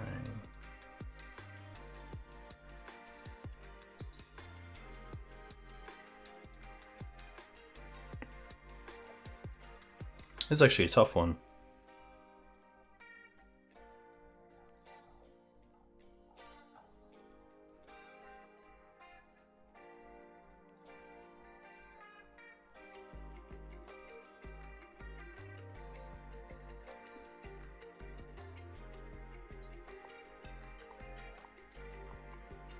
Maybe I'll just try to not really care about their stuff.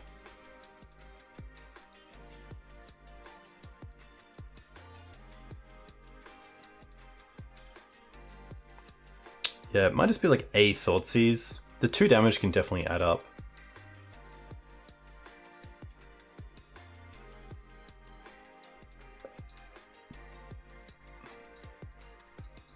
Okay. This is a leyline start, which is cool, and it also has a bit of a plan with Inquisition. Also can just hold up Stifle if we want.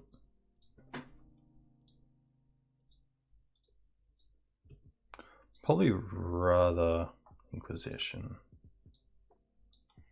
See if we can take like a Delver out of the hand. Double Delver. Yikes.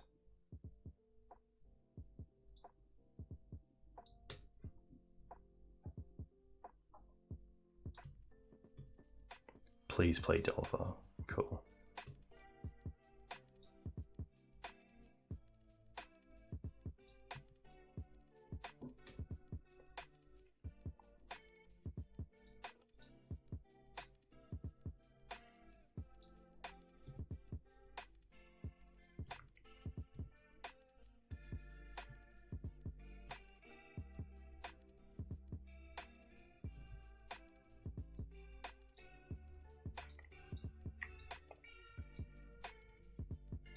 Huh. It's a really aggressive use of Wasteland. Maybe they think they can like... Oh, they don't even try to brainstorm into Force. That's interesting.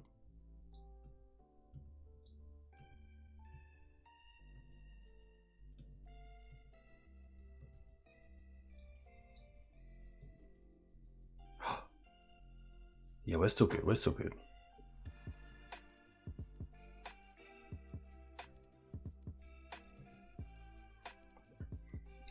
Yeah, I think after this brainstorm, I'm definitely going to do it. Just to play around Wasteland again.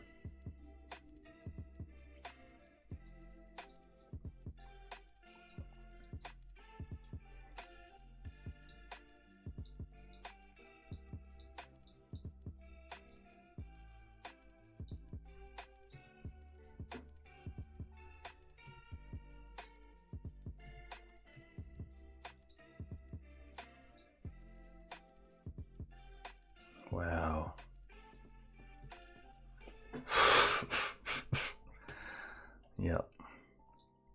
Well, we played around Wasteland. Ah. Haha. Rough.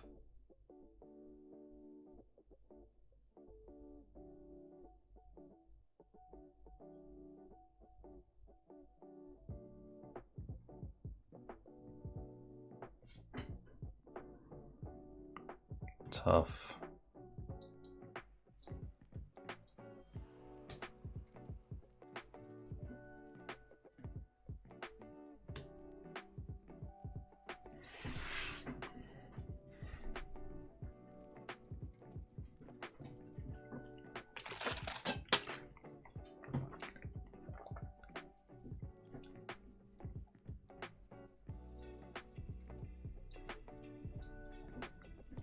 Yep. Big yikes. 3-2, 3-2. Which isn't too bad. It is 12:15, so I'm off to bed. But a huge thank you guys for coming in and watching. Yeah, Leyline's not great, but I think it's just better than some of the cards that we take out. Like, I think that Murktide is such an issue that it's probably more so a case of me just not adapting the deck to the current metagame and just taking kind of the list from Oko era, but I think we need something. And like, Leyline keeping a Murktide off the field is pretty good. Like, I don't think a Delver usually as like a clock is good enough from them. Like, if they're going to find like Wasteland and Petty Theft there, then that's going to be a case of that, so yeah. But I'm going to see who else is streaming some Legacy. Hopefully we can send someone over.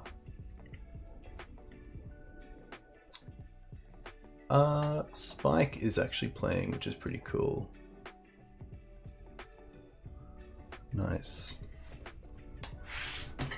But yeah, tough. We are...